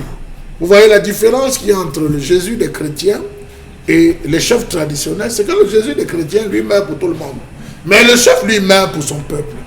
Et c'est la personne la plus faible même du royaume. Parce que quand vous vous attaquez à un chef, c'est toute la population qui sort pour protéger le chef. C'est le plus faible. C'est ce qu'il faut. Ça, c'est reconnu de manière nationale. Mais rappelons-nous au niveau de l'Assemblée des chefs. Lorsque les colons arrivaient, ils ont rencontré les chefs. Les chefs Sawa leur ont dit, pour traverser, on vous permettra d'entrer. Mais c'est nous qui vous guidons. c'est nous qui vous dirons comment vous allez marcher à l'intérieur. Aucune décision ne doit être prise sans nous avoir au préalable consulté. Jusqu'aux nominations, M. Michel Ngachou, à une certaine période, on consultait les chefs. On appelle le chef, on lui dit, parmi tes enfants, tu penses que qui peut m'accompagner dans ma mission pour les 7 prochaines années, pour les 6 prochaines années, pour les 3 prochaines années, on désire. C'était le chef. Non, c'est juste une virgule. Pour dire qu'il y a une histoire pareille, dans un village bien connu de l'Ouest Cameroun, où il y a eu un chef, justement, à qui on dit, on a des enfants, justement, qu'on voudrait renvoyer à l'école, à l'ENAM, effectivement. Alors, proposez-nous des enfants de votre village qui sont susceptibles de devenir des élites. Mais lui, le chef n'a proposé que ses propres enfants à lui. Nous arrivons. Monsieur Michel Ngachou, si vous regardez toutes les images du président Amadou Ahidjo, vous allez le voir arriver et débarquer de nuit dans les chefferies. On ne vous disait même pas quand il arrivait. Vous pouvez voir ça à Bansor, vous pouvez voir ça à Balikumbat, vous pouvez voir ça à Okou. Il y a plein de chefferies où Ahidjo débarquait de nuit. Il vient voir le chef, il lui dit, écoute, voilà telle situation, tu penses qu'on peut gérer comment? On lui expliquait, le chef lui donnait son avis. Il prenait l'avis d'au moins 6 ou 8 chefs. Il repartait. Le lendemain matin, vous le voyez opérer une sortie aux 13h, aux 17h, où il résolvait la situation. Aujourd'hui, quelle est la voix de nos chefs? Vous avez la situation dans le nord-ouest et le sud-ouest, M. Michel Ngachou. Une situation qui perdure. Tous les chefs de cette zone résident à Yaoundé. Ils sont logés aux frais du gouvernement de certains pontes du régime qui loge les chefs à Yaoundé. Ils ont fui leur localité. Mais vous trouvez ça normal? Il n'y a qu'un seul chef qui a refusé de s'éloigner. C'est le chef de l'ENA Lendem, qui a transposé toute sa chefferie à Melon, au Carrefour là. Là on voit monsieur Michel, comment vous appelez, Plantin. Il a transposé sa chefferie du sud-ouest pour là, c'est à Melon. Il a acheté l'espace. Il a refait sa chefferie là à l'ENA Lendem. Sa Majesté Tatabon. Ça, il faut le dire. Combien de chefs, tous sont à Yaoundé?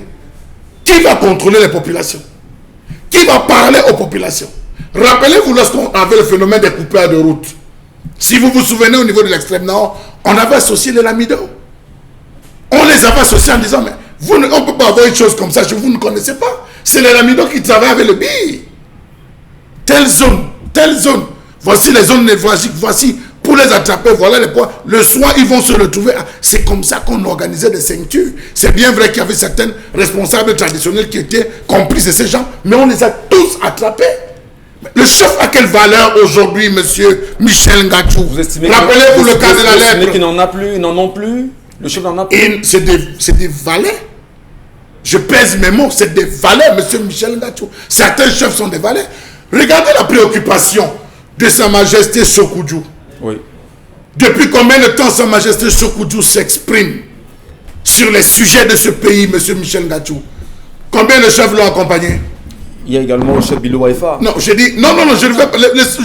Monsieur Michel Ngachou, on prend des problèmes sérieux qui concernent la République. Je dis qu'il y a le chef Bilo Waifa également. Combien de chefs ont accompagné Sa Majesté Sokoudjou? Combien? On lui a dit, c'est ta guerre. Ouais. Ne nous empêche pas de manger. Montrez-nous. Voilà ce qu'on vit aujourd'hui, monsieur Michel Ngachou, où le chef est devenu un poltron. Le premier à se cacher dans une chambre noire. Mais les chefs doivent être au devant. On parle de gré à gré. On parle de sortir à l'Assemblée nationale. On parle de ceci, de le poste de vice-président. On en parle. Peut-être rien n'est sûr, peut-être c'est sûr. Je n'en sais rien. Où sont les chefs traditionnels, monsieur Michel Ngachou? Mais nos chefs dorment. Et cela interroge la manière avec laquelle on les a installés. Vous savez comment on a combattu la lèpre? Vous pensez que c'est les Blancs qui ont combattu la lèpre? C'est l'Assemblée traditionnelle des chefs du Cameroun qui s'est levée pour dire, mettons des méthodes, une méthodologie pour combattre la lèpre. Seuls ceux du Nord n'ont pas voulu s'associer à cette réaction, monsieur Michel Ngachou. Peuvent-ils donc le faire pour le Covid? Ils peuvent le faire pour le Covid, Charles Batchou. Vous savez, monsieur Michel Ngachou, oui. Nous, le Cameroun a connu, plein de villages ont connu des guerres. Vous avez les Bazou Bama, ils ont eu la guerre de 9 ans. Vous avez eu Banjoun, Bayangam, qui ont eu la plus longue guerre dans toute l'histoire des guerres qu'il y a eu entre les différentes régions. Ce n'est pas les colons qui ont arrangé. Bien qu'on les avait envoyés dans le district de Tchang pour essayer d'aller gérer, c'est les chefs qui se sont assis en disant, toi arrête. Avant que tu ne naisses, ton père avait ton père. Ce terrain, il faut laisser monsieur. Mais aujourd'hui, on n'a plus de chefs. Les chefs se rétractent. Dans les villages, les gens vivent la misère. Regardez l'état de famine dans les villages aujourd'hui à cause de cette affaire de corona, à cause de cette affaire de guerre. Aucun chef ne serait vous parler, monsieur Michel Ngachou. Bon, Mais monsieur Michel Ngachou. Peut-être rouvrir la colère parce que c'est quand même le chef. Non, mais monsieur Michel Ngachou. Disons-leur justement. Il y a un endroit dans chaque village. On appelle ça le tcheng. Il y a un seul endroit où le chef, lorsqu'il se place, on peut lui dire tu es con. Il ne fera rien. Alors aujourd'hui, je considère ce plateau comme le tcheng, où je dis au chef, vous ne valez rien. Très bien. Mais je vais vous respecter, mais je vous dis, vous ne valez rien parce que, monsieur Michel Ngachou, regardez la situation de l'emploi au Cameroun. Qu'on n'ait aucun chef qui se lève pour prendre. Mais je pensais avec la situation qu'on vit que... Mais pas aucun, parce qu'il y a quand même Sokone qui est là qui fait un travail. Il y a combien de chefs au Cameroun? Il est seul, malheureusement, il n'est pas... Nous avons 80 chefferies de premier degré, je l'ai dit. Ce sont les plus puissants. Oui. Vous les comptez? Sa Majesté Sékou Touré est de deuxième degré, il n'est pas de premier degré. Mais lui, au moins, il sort, monsieur Michel Ngachou. Les autres sont où? Bonne question. Allez, rapidement, car ils sont des messages de nos téléspectateurs. Il faut leur donner la parole, il faut les écouter sur ces sujets, les sujets évoqués ici ce matin. Et on va évoluer avec l'émission en ce qui concerne la revue des réseaux sociaux. Ouais, quand je regarde comment les chefs sont traités au Nigeria, le Cameroun, c'est la mascarade. Voilà. Très bel exemple. Ouais. Vous avez des images de Olusegun Obasanjo, ils se couchent. Au Nigeria, eux, ils se couchent même devant là, le il faut peut-être le dire. Ça, c'est le problème de l'administration coloniale que nous avons eu. Pourquoi dans pas l'administration dites française, Mbombo Bengan. Non, dans l'administration de indirect role des Anglais, on laissait les chefs traditionnels dans leur rôle. Et même lorsqu'on s'est réunis à Fumban en 61, en juillet 61, vous vous rappelez bien que l'article 37 de la Constitution fédérale du Cameroun donne un pouvoir traditionnel des chefs traditionnels du Cameroun méridional, c'est comme ça qu'on le disait. Donc, les problèmes de litige foncier, d'un certain nombre de choses, c'est les chefs traditionnels qui les réunissaient en espèce d'assemblée délibérante. Merci. Tel n'est pas le cas. Ici, l'Afrique francophone a monté les chefs traditionnels contre les intellectuels. Voilà. On faisait croire aux chefs traditionnels qu'ils ont le pouvoir et aux intellectuels que l'administration leur appartient, c'est eux qui allaient remplacer les Blancs. Voilà ce qui est arrivé. Que dans les pays anglophones, c'est différent. Allez, Karine, justement, des messages avec vous ce matin. Un instant. C'est pas évident. Les Ghanéens respectent les chefs traditionnels plus que les hommes du gouvernement. Ça, c'est un message de... On appelle ça, c'est le groupe Akan.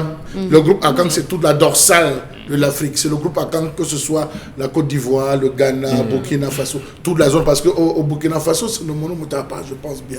Mais le Moro... Le Moro Naba. Le Moro Naba. Le Moro Naba, justement, qui est un chef religieux. J'allais commettre une erreur. Le Moro et qui est spirituellement... Allez, Karine, on va peut-être laisser appeler ça pour le moment, le temps de vous retrouver.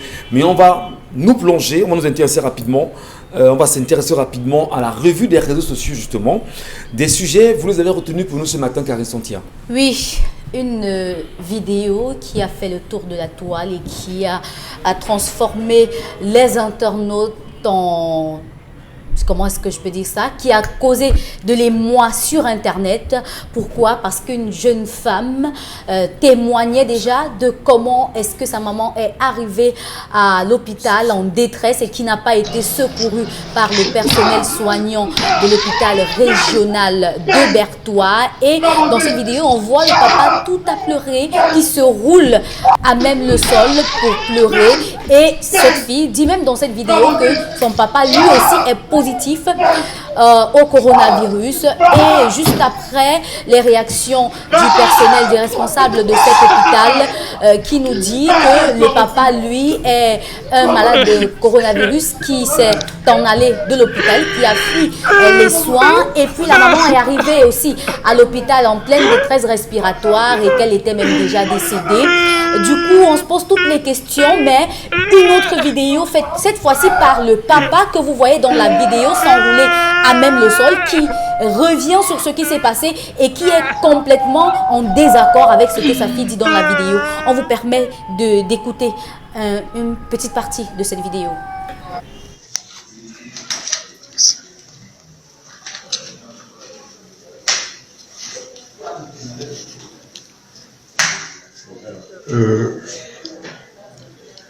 Je m'appelle Eloga Samuel Bindiat.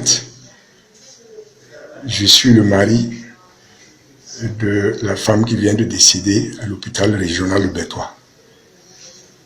Je suis très navré de constater que des détracteurs, des utilisateurs des réseaux sociaux utilisent l'événement de la mort de mon épouse pour fragiliser les mœurs et surtout tous les efforts qui sont faits jusqu'à maintenant, puisque moi, j'ai été extrait de mon domicile par les soins de l'hôpital régional de Bertois, qui m'a extrait et qui m'a mis en soins intensifs. Et avant cela, mon épouse était en contact avec moi, mais elle n'avait pas de symptômes percutants. C'est donc que, pendant que je suis en soins intensifs à Bertois, à l'hôpital, elle a eu un malaise. Ce qui s'est passé à l'hôpital régional de Bertois en images. Allez, merci beaucoup Karine Sontia. Les images parlent suffisamment et ça fait le tour de la toile depuis hier soir.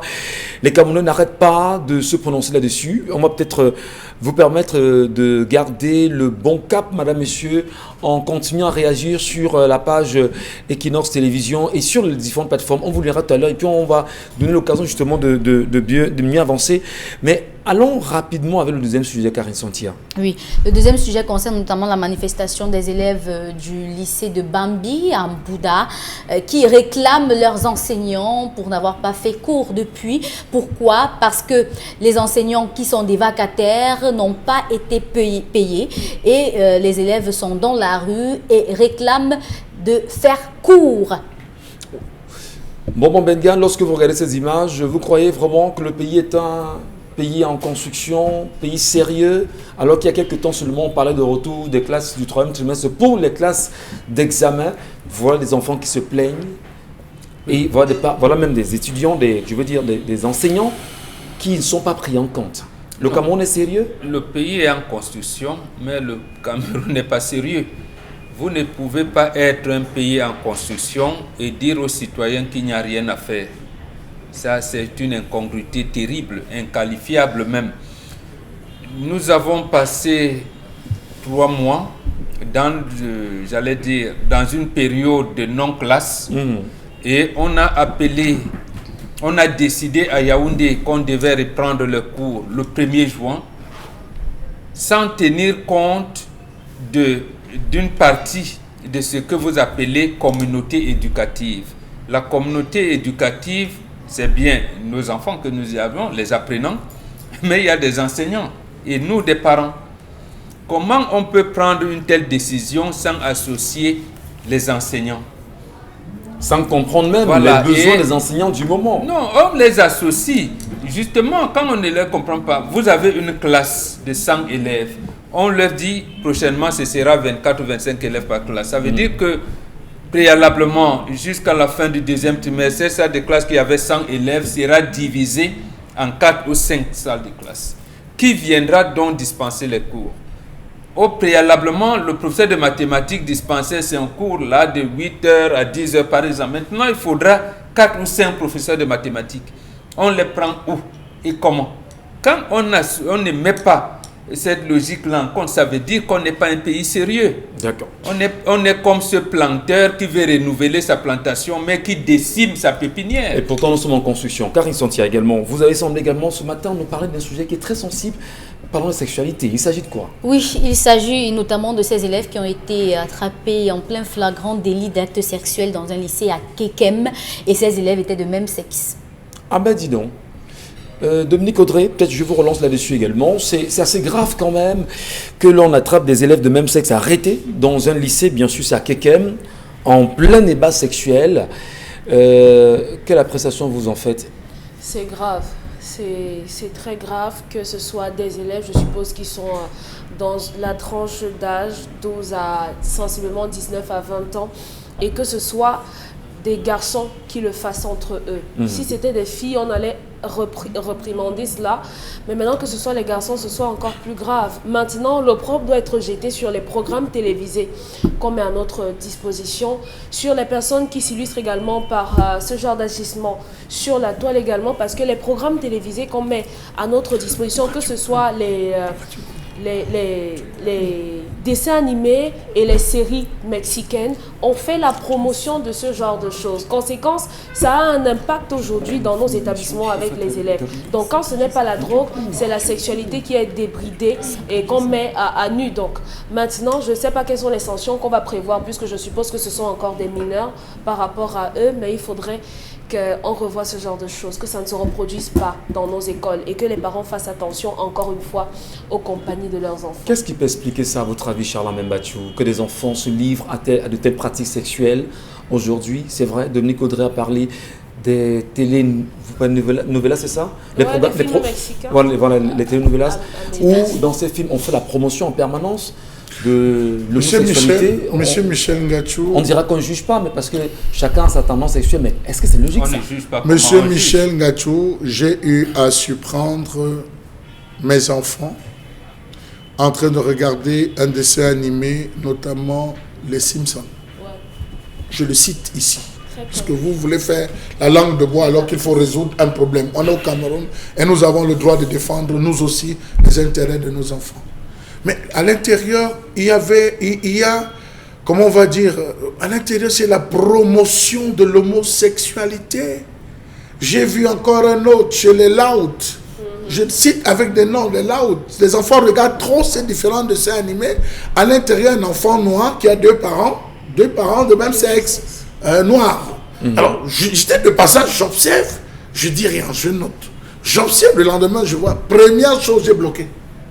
J'ai bloqué littéralement ces différentes chaînes là où cela passait. Beaucoup de parents vont en passant dire que c'est le dessin animé. Mes chers parents, détrompez-vous.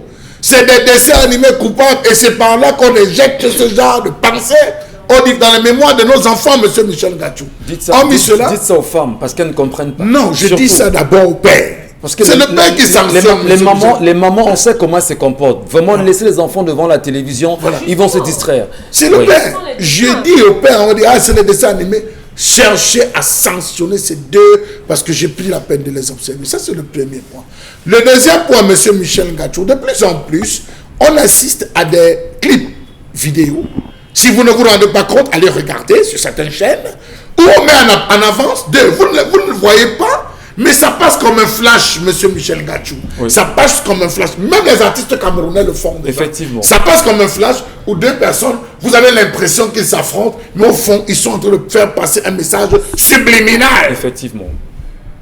Alors, j'invite les responsables de télévision, les responsables de programmes, des différentes télévisions, à être un peu plus regardants sur la qualité des clips, à être regardants sur le contenu de certains, pour ceux qui diffusent encore. Mais surtout pour les clips des musiques urbaines du moment. Non, oui, pour ceux qui diffusent, qu'il y ait un regard qui soit porté, parce que c'est de là que tout part, monsieur Michel Ngachou. L'enfant regarde, il se dit, bon, c'est pas grave, ça commence à entrer dans son quotidien. Et puis il y a cette autre fête. Cette autre fête, monsieur Michel Ngachou. Moi, je l'ai dit, et je l'ai dit à mes enfants, je l'ai dit tous les jours, vous n'avez pas besoin d'avoir un téléphone Android maintenant. Parce que calculez la quantité de films gays qui circulent via WhatsApp. Des groupes qui sont créés sur Facebook, ça commence sur Facebook, on vous dit non, vraiment des filles chaudes et tout et consort, mettez votre numéro, on vous ajoute. Les parents doivent être regardants jusqu'à la qualité. Moi, je suis allé jusqu'à cloner le téléphone des enfants. Oui, j'ai cloné le téléphone des enfants. Ce qu'ils font, je sais. Ça apparaît sur mon téléphone. Je les suis, monsieur Michel Ngachou. Les parents, ne vous amusez pas. Vous allez avoir un enfant qu'on va dérouter. La preuve, on a eu plusieurs cas des enfants qu'on a poignardés. On en parlait il n'y a pas longtemps encore d'un enfant qu'on a poignardé et des choses qui se vivaient au niveau de Deido, où vous avez des jeunes enfants où un ami dit non, je connais un endroit, on va aller boire à Deido. Quitte, on va prendre un pot. Il arrive à Deido, c'est autre chose qu'il va vivre. Donc les parents doivent être regardants. Arrêtez le dialogue de Dominique Audrey sur ce plateau. Arrêtez. Mais je veux justement à votre suite dire que il y a aujourd'hui une entreprise qui également s'y est mise dans la promotion de ses produits et qui a accepté de prendre sur elle l'image d'un homosexuel connu sur Internet, qui fait la promotion, qui dit à Mondovision ce qu'il fait, et associe cela et en fait justement une publicité aujourd'hui. Ne croyez-vous pas que c'est justement de nature, bon Bengan, à donner raison à ceux qui ne veulent pas qu'on avait fouetté là. Oui, effectivement. C'est pas comme ça qu'il faut poser le problème. On le pose comment? Parce que vous posez les conséquences. Dites comment l'industrie pharmaceutique mondiale s'est organisée pour imposer l'homosexualité.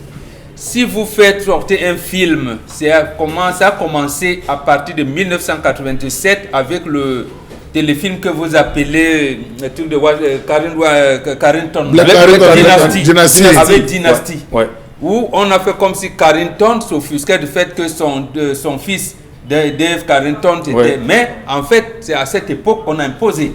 On est allé ensuite avec certaines organisations non gouvernementales de droits de l'homme qui vous disent qu'il faut laisser. Or, on ne peut pas oublier non plus que dans les années 70 jusqu'à lorsque Mitterrand prend le pouvoir en 81, les homosexuels étaient soignés dans les centres psychiatriques. Vous savez, en Europe, comment ceux qu'on traite comme des fous viennent aujourd'hui devenir la règle?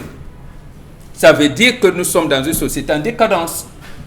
Et vous avez les publicités, il faut le dire, les SWAC. Vous savez ce que ça veut dire? La swag. Les swag. Le terme swag. Oui, voilà, oui. Swag. Slowly we are gay. Voilà. Donc on Oui, peut pas. oui. Slowly we are gay. Vous voyez les gens porter. Qu'on est swag. Quand on vous dit on est Voilà, swag, on est mais swag. on ignore que derrière Voilà le mot swag, comment- il y a toute une définition Voilà. de l'homosexualité. Voilà comment on l'injecte. Donc, en plus de ce que la responsabilité des parents, comme disait Charles Hamel, il faudrait que nos gouvernements sont liés dans les conneries qu'on appelle accords de coopération de développement. Donc il faut qu'il y ait une clameur sociale pour dire à ces associations qui soi-disant de droits de l'homme, mais qui ne sont pas des droits de l'homme, parce que les sociétés qui acceptent l'homosexualité n'acceptent pas la polygamie. Bon, Maintenant, il faut ajouter. attendez, vous pouvez aller parler de mariage pour tous. Il faut Mariage ajouter. pour tous, ça veut dire que Mbongo peut être en France, en Allemagne, il décide d'avoir ses 6 femmes. Mais il faut ajouter. Pourquoi on accepte que les 2 hommes se marient, 2 femmes se marient, mais on ne veut pas, on pense Un que homme c'est épouse plusieurs femmes. un homme refuse à un homme d'épouser plusieurs femmes. Vous dites que c'est une société normale, ça? Mais il faut ajouter Mbambok aussi le fait que pour désormais produire certains films ou les téléfilms ici, on vous exige certaines scènes là. Parce que vous avez oublié de dire tout que à fait. certaines scènes, parce que vous avez oublié de préciser que Oui, désormais, absolument. on vous dit qu'il faudrait au moins, on est prêt à vous accorder de l'aide. Certaines Qui se entreprises, rapprochent. mais il faudrait, vous avez des scènes qui se rapprochent un peu de cela pour avoir de l'argent. C'est quelque chose d'assez grave. On n'en a pris que 2, mais ils sont Turquie combien et dans nos l'Inde n'ont pas quartiers? fait En tout cas, j'ai dit, moi, ce qui est grave, Sans c'est que combien dans nos quartiers? a fait la bonne précision tout à l'heure en parlant d'un film Dynasty. Dynasty. Moi, j'ai dit, nous étions très jeunes, nous regardons Beverly Hills. Et c'est maintenant qu'on se rend compte qu'il y avait effectivement un certain nombre de choses là qui ne marchaient pas. Et il y avait des gars qui ne s'affichaient jamais avec des femmes. Même Friends. Même Friends également. Vous avez vu avec Et Friends. vous comprenez qu'il y a eu une entrée progressive justement de l'acceptation de cette donnée. Et ce qui est dommage, c'est qu'aujourd'hui on dira qu'on fait la promotion de ce garçon. Non, permettez-moi, on est outré et on le dit ouvertement. On ne peut pas prendre l'image d'un homosexuel, justement, l'afficher pour la promotion d'un produit pharmaceutique et parlons justement d'un produit dans la biocosmétique et vraiment le mettre en mondovision. Qu'est-ce qu'on fait de nos enfants, nous qui accouchons des garçons, dont on ne veut pas qu'ils deviennent des homosexuels? Vous C'est devez important. vous en prendre à vos gouvernements qui s'alignent à la France, qui est la fille aînée de l'Église catholique, mais dont un président François Hollande nomme un ambassadeur homosexuel au Vatican. Et même vos chefs Donc, traditionnels. Voilà, Même les chefs traditionnels. Oui, même les chefs traditionnels. Parlons-en après, madame, Peut-être que monsieur. c'est mystique. il faut faire ça. Donnons l'occasion rapidement à nos annonceurs. On n'a pas mal d'annonceurs ce matin. Merci justement pour la confiance. Allons retrouver rapidement Constilamine ce matin. Constilamine, vous nous revenez avec le produit Fariblé ce matin. Bonjour. Alors, bonjour Eric, bonjour Michel. Bien entendu, bonjour Michel, bonjour à tous les téléspectateurs de cette émission. C'est un plaisir d'être encore là ce matin pour parler d'un nouveau produit alimentaire, pas comme les autres. Regardez bien sûr le décor qu'il y a sur le plateau ce matin. Il est question de parler d'une entreprise camerounaise en plein cœur de Douala qui a été mise sur pied par 2 éminents ingénieurs. Et dans cette entreprise sort de là des produits alimentaires de qualité. Des produits qui vous permettront de très bien manger, des produits qui vous permettront d'avoir de l'énergie, d'avoir de la bonne humeur et surtout d'avoir du tonus. C'est bien entendu le produit alimentaire Fariblé que j'ai l'honneur de présenter une fois de plus ce matin, chers téléspectateurs. Et bien sûr, sur ce plateau, il y a 2 plats. Ce plat est le produit Fariblé déjà préparé. Voilà comment Fariblé se présente comme quand il est préparé. On n'a pas besoin de mettre des condiments supplémentaires. On n'a pas besoin de mettre de l'huile parce que Fariblé vient avec, bien sûr, un sachet de condiments composé de 20 épices. Fariblé, ce sont des semoules de blé et de manioc. C'est un repas 100% complet que vous aurez bien sûr l'occasion de découvrir tout au long de ma communication. Et bien sûr, de ce côté, c'est le Fariblé qui n'est pas encore préparé. C'est le Fariblé à l'état naturel, à l'état pur, chers téléspectateurs. Voilà donc pour ce qui est, bien sûr, de l'introduction de ce produit alimentaire qui est présenté en exclusivité ce matin sur les antennes d'Equinox Télévision à l'émission 10-12 de Zénith. Parlant bien sûr de l'emballage, voilà comment l'emballage se présente, chers téléspectateurs. C'est un produit alimentaire de qualité exceptionnelle. Nous allons tout de suite commencer par donner la particularité de ce produit alimentaire. Pourquoi devrait-on choisir Fariblé? Pourquoi devrait-on manger Fariblé? Pour plusieurs raisons. Regardons ensemble à travers le petit écran les particularités de ce produit alimentaire de qualité supérieure, à savoir Fariblé. C'est un produit alimentaire 100% bio. C'est un produit alimentaire de qualité supérieure, pour dire tout simplement une nouvelle façon de manger avec Fariblé. Alors Fariblé a cette particularité-là d'être un repas complet, un repas énergétique, un repas composé de 80% de blé et 20% de semoule de manioc. Fariblé est également composé à une sauce dans laquelle vous retrouverez 20 épices. Fariblé, c'est également la qualité supérieure en matière de produits alimentaires. C'est l'équilibre total. C'est un repas consistant. Fariblé est facile à préparer. En 5 et 7 minutes, on prépare Fariblé avec de l'eau bien chaude. Alors, chers téléspectateurs, vous me regardez en ce moment, c'est donc l'occasion plus que jamais de vous rendre dans les supermarchés, dans les magasins, ou alors d'appeler le numéro de téléphone qui s'affiche au bas de l'écran pour passer des éventuelles commandes. Ce produit alimentaire, il est exceptionnel. Ce produit alimentaire, il est vraiment magnifique. C'est un produit alimentaire 100% camerounais. Et nous allons tout de suite vivre en direct sur ce plateau la démonstration de comment préparer Fariblé à travers, bien, voilà donc votre boîte de Fariblé, chers téléspectateurs. Elle va ouvrir la boîte. Allez-y. Elle ouvre la boîte de Fariblé. Nous sommes là à la phase de préparation de Fariblé. Elle retire, voilà, le condiment qui est composé de 20 épices. Elle va ouvrir la boîte à moitié. Une fois que la boîte est ouverte, elle est ouverte à moitié. Elle va déchirer le sachet de 20 épices 100% camerounais qu'elle va verser à l'intérieur. Allez-y. Elle verse à l'intérieur une démonstration en direct sur ce plateau avec la permission de la réalisation et du présentateur. Merci déjà. Alors, une fois avoir versé les épices à l'intérieur, elle va prendre sa cuillère, elle va tourner. Voilà, merci. Elle met encore les épices. Elle va tourner, regardez s'il vous plaît.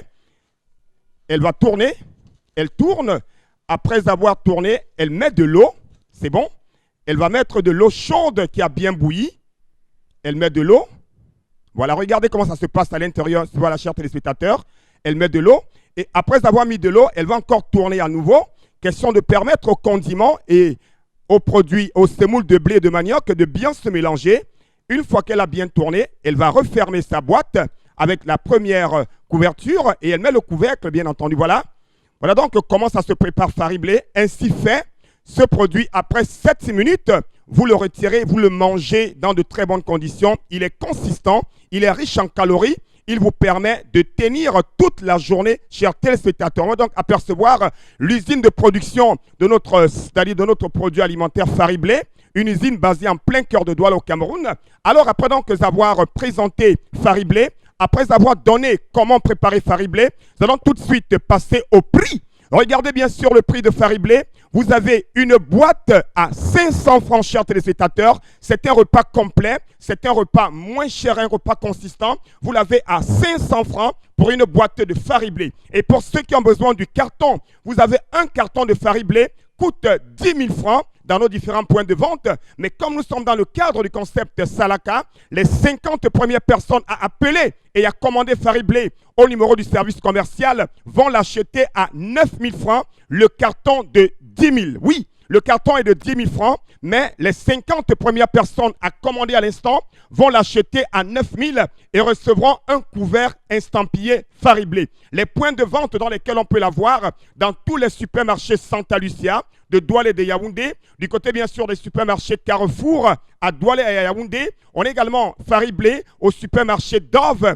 On a Fariblé du côté bien sûr du supermarché Bao, à l'alimentation Clairefontaine à Bonamoussadi. Les numéros de téléphone, vous les avez. C'est le service commercial de Fariblé. Pour ceux qui veulent acheter, pour représenter Fariblé, pour ceux qui veulent commander en quantité, nous livrons dans tout le Cameroun.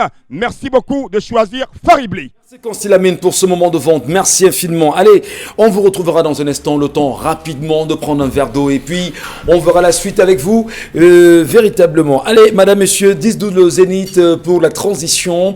Charles Amel Bachou et Bon Bengan, y compris Karine Santia et Dominique Audrey. Karine, vous nous revenez rapidement avec les messages, s'il vous plaît. L'homosexualité là est dehors jusqu'à le feu sort seulement et c'est pas une histoire de blancs, juste que les blancs en parlent. C'est partout depuis l'Égypte antique. C'est vieux comme le monde. Jocelyne Chapga qui nous écoute. Non, là, vous voulez une précision. Justement, j'entends quelques anthropologues européens développer cette idée-là. Effectivement, les penchants, quand on appelait le mot efféminé, ne datent pas d'aujourd'hui. Mais qu'est-ce qu'on faisait des garçons qui avaient des poussées homosexuelles? On les castrait. On les amenait d'abord à une certaine éducation et s'ils ne persistent, on les castre. Et on les oriente vers des activités paramilitaires. Donc on fait comme si on actait l'homosexualité en Afrique. C'est faux, c'est archi faux. Merci, la spiritualité africaine n'acte pas ce genre de déviance. Merci mon bon. Karine Santia, message. Voilà. Moi, quand je suis en face de ces gens, je leur dis direct que le jour où ils vont légaliser la polygamie, on en reparlera. Non. Est-ce qu'il y a un souci avec la polygamie? Non, la polygamie est légalisée au Cameroun. Est-ce qu'il y a un souci avec la polygamie? Il n'y a pas même de pas, souci avec la polygamie. Par rapport à la colère du jour, auxiliaire du gouvernement est une aberration. Les chefferies sont victimes, comme tout le monde, de l'hypercentralisme qui mine le Cameroun. Comment exister en tant que chefferie lorsque la plupart des jeunes veulent migrer vers les métropoles du pays que sont Douala et Yaoundé? Du coup, les chefferies ont besoin des politiques pour subsister et là est tout le mal. Non. Les Allemands ont commencé, qui ont apporté cette histoire de la nouvelle administration au Cameroun en 1885. Ils ont dit que la chefferie traditionnelle qu'ils vont ériger désormais seront les auxiliaires d'administration. Ils avaient 3 choses fondamentales. La première chose, c'était de prendre leurs enfants d'un fils, de les envoyer dans des travaux forcés. Deuxièmement, il fallait être les délateurs de l'administration. Donc, vous dites ceux qui parlent mal de l'administration et vous les envoyez en prison. Troisième orientation qui n'a pas été clairement définie, c'est ce qu'on appelle développement. Développement, ça veut dire quoi? Rien du tout. Et collecte des impôts. Parce qu'à l'époque, il y avait les impôts physiques, des impôts des personnes physiques. Maintenant où l'impôt des personnes physiques n'existe plus, et même comment je vais dire ça, colporter les enseignements n'existe plus, les travaux forcés non plus.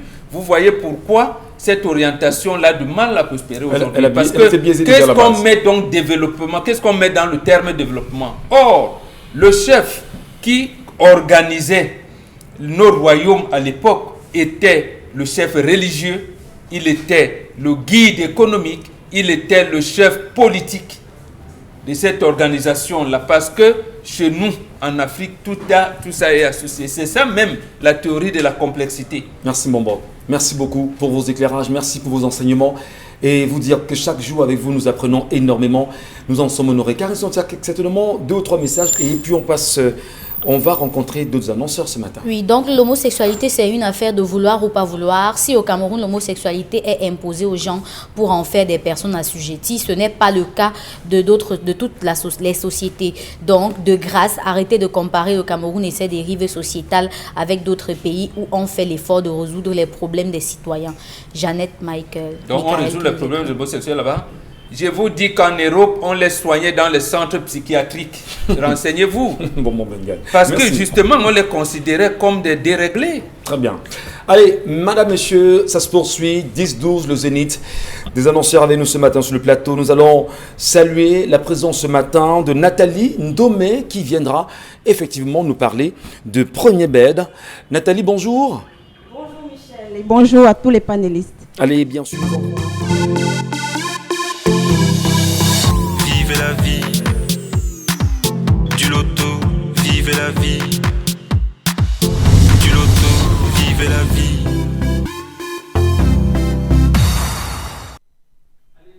Comment le dire, hein, Nathalie, nous entrons en plein dans le mois de juin et nous osons croire que Premier Bet a réservé de nombreux cadeaux à sa clientèle. Exactement Michel, vous faites très bien de le mentionner ce matin. Premier Bet a réservé de nombreux cadeaux pour tous les clients Premier Bet et les potentiels clients. De ce fait, donc, nous repartons ce matin de plus belle avec une très belle promotion, je dis bien très belle promotion, qui est nommée le Happy Hour. J'imagine à la maison que vous souriez déjà parce que cette promotion, vous la connaissez très bien. Alors, elle consistera à quoi ce matin? Pour 2 tickets de Loto 5/90 achetés, pour les tirages Sanaga de 18h et les tirages Lyon de 19h30, eh bien, un ticket vous sera offert. À condition que vous jouez dans les options Chance Plus, Double Chance Plus, Turbo 2, 3, 4 et Turbo Double Chance 2, 3 et 4. Alors, vous voyez qu'aujourd'hui, vous avez la possibilité de renforcer votre possibilité, bien sûr, de devenir multimillionnaire avec le Loto 5/90. À l'accoutumée, lorsque vous achetez un ou plusieurs tickets, vous avez la possibilité de devenir multimillionnaire. Aujourd'hui, on vous donne l'opportunité gratuitement, je dis bien à 0 francs CFA, de devenir multimillionnaire avec ce ticket gratuit. Pour 2 tickets au Loto 5/90, pour les tirages de Sanaga et Lyon de 19h30, eh bien vous repartez avec un ticket gratos. Où se rendre exactement pour bénéficier de cette magnifique promotion? Eh bien, pour bénéficier de cette magnifique promotion, il vous suffit tout simplement de vous rendre dans tous les points de vente Premier Bet, que ce soit dans un kiosque, qui sont les box en vert et en rouge estampillés Premier Bet que vous rencontrerez dans toutes les rues des différentes villes du pays. Et également dans nos agences, vous pouvez valider vos tickets. Et pour ceux qui ont les difficultés de se déplacer, ne vous inquiétez pas, Premier Bet a pensé à tout. Sur Internet, sur www.premierbet.com, vous pouvez également valider vos différents tickets. Ou alors www.premierloto.com. Voilà, vous n'avez pas besoin de vous déplacer. Ça se fait de manière simple et sécurisée. Avec 100 francs CFA seulement aujourd'hui, donnez-vous l'opportunité de changer votre vie et de changer la vie de ceux qui vous sont chers. Et on va dire, Nathalie, que c'est interdit au moins de 21 ans et il va falloir jouer responsable. Exactement. Premier Bet encourage le jeu responsable parce que jouer sa passion, c'est bien, mais le faire de manière responsable, c'est encore mieux. Nathalie, à bientôt. À bientôt, Michel. Vivez la vie du loto, vivez la vie du loto, vivez la vie. Merci à tous. L'intérêt que vous portez à rester présent sur les antennes d'Equinox Télévision 10-12 le Zénith, madame, messieurs, ça se poursuit et vous êtes assez nombreux à nous laisser tant de messages. Vos messages en même temps, on va les vider, on va les liquider au fur et à mesure. Karine Son, ça c'est toujours avec vous. Oui, cette fois-ci, ce qui m'amuse, c'est que les gens insultent les homos là, mais sont les champions. Je ne vais pas lire la suite de ce message. Alors, Sigmund Freud, le père de la psychanalyse mondiale, dont les travaux sont respectés dans le monde, mettait l'homosexualité dans le rang des maladies mentales. Marie-Pascale Mbongo qui nous écrit. Oui, la preuve, on les soignait dans des centres psychiatriques. Bon, vous insistez. Oui, Merci. Oui, mais vous pouvez vérifier. Non, mais c'est pas faux, on sait en même temps que c'était vu justement à cette époque-là, justement en Europe, comme une maladie. Pour ceux qui étaient dans cette pratique. C'est une maladie. Très bien. Ce n'est pas parce qu'on a une société en déviance totale, en perte de vitesse, on vient vous imposer ce qui est contre nature et vous validez. On sait comment c'est arrivé au Cameroun par un Français qui a eu même des postes politiques dans ce pays. Et on ne citerait pas le nom. On sait comment c'est arrivé. On sait comment c'est arrivé. Et pour quel but? Merci Mbombo Menga. Karine Santia, on poursuit. Voilà un autre message ce matin. Si on interdisait l'homosexualité, vrai, le problème est que c'est comme des films érotiques. Je ne vais pas continuer ça. Alors, un autre message ce matin, notamment concernant... Karine, il n'y en a pas, il n'y a pas de il message. y en a tellement, Oui, mais ils sont c'est codés, devenu des les messages. abréviations.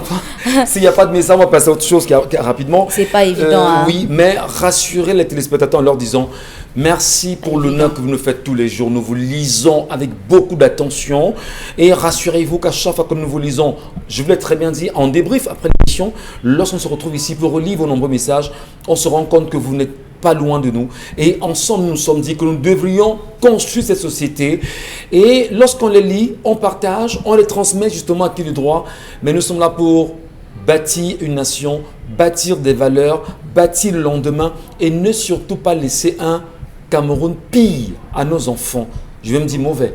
Peut-être même, on veut laisser un bon Cameroun à nos enfants. Allons cette fois-ci pour une énième fois retrouver Consti Lamine. Et cette fois-ci, il vient nous parler du correcteur de posture. Consti, rebonjour. Alors rebonjour cher ami Michel et rebonjour à tous les téléspectateurs de cette émission et merci à ceux qui viennent de choisir à l'instant l'émission 10-12 le Zénith. C'est l'instant de la vente dans cette émission, c'est l'instant de parler santé, c'est l'instant de parler bonne humeur, c'est l'instant de parler des correcteurs de posture comme j'aime très bien les appeler en anglais renfoncé by Consti Lamine, correcta de posta. Oui, correcta de posta, c'est bel et bien votre jaquette médicale que voici, c'est une jaquette médicale qui vous permet bien entendu d'éliminer les douleurs au niveau du dos. Le correcteur de posture permet également d'éliminer les douleurs au niveau des épaules. Il permet d'éliminer les douleurs au niveau du cou. C'est une véritable jaquette médicale qui vient apporter une solution à tous ceux-là qui ont longtemps souffert du mal de dos. La solution est bel et bien là. Et cette solution, c'est le correcteur de posture. Il permet également, bien entendu, ce correcteur de posture de nous prévenir contre le mal de dos. Le correcteur de posture permet également d'améliorer la circulation du sang.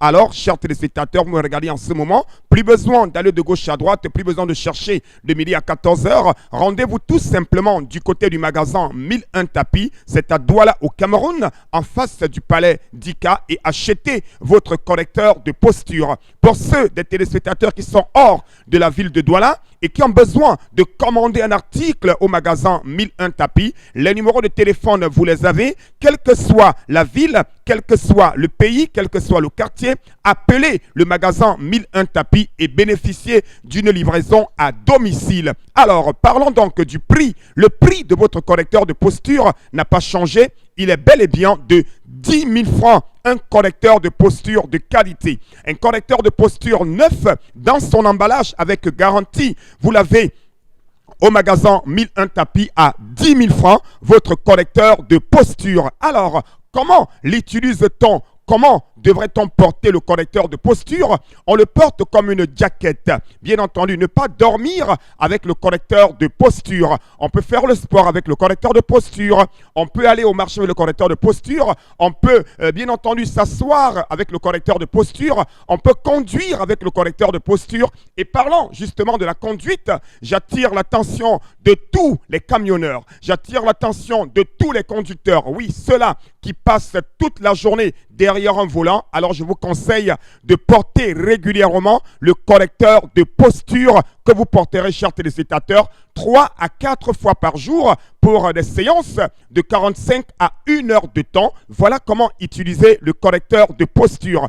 Parlons présentement des différentes couleurs. Il y a 2 couleurs de correcteur de posture, la couleur noire et la couleur blanche. Et les tailles alors, je sais qu'il y a des gens qui sont costauds, il y a des gens qui sont mannequins, il y a des gens qui sont slim, il y a des gens qui sont, bien sûr, qui ont encore un corps rond. Alors tous ceux-là ont leur taille au magasin 1001 tapis. Les correcteurs de posture, encore appelés correcta de posta, vont de la taille L à la taille M, la taille S, la taille XL, la taille XXL et la taille standard. Voilà donc pour ce qui est des différentes tailles du correcteur de posture qui coûte la somme de 10 000 francs au magasin 1001 tapis en face du Palais d'Ika. Les modalités de livraison, vous êtes à Yaoundé, on a un représentant à Yaoundé, il y a un représentant à Yaoundé, M. Imeri Anthony, qui se charge de remettre les commandes de tous les clients de Yaoundé. Les clients des autres villes du Cameroun et des autres pays appelleront tout simplement le numéro du magasin 1001 tapis et passer leur commande.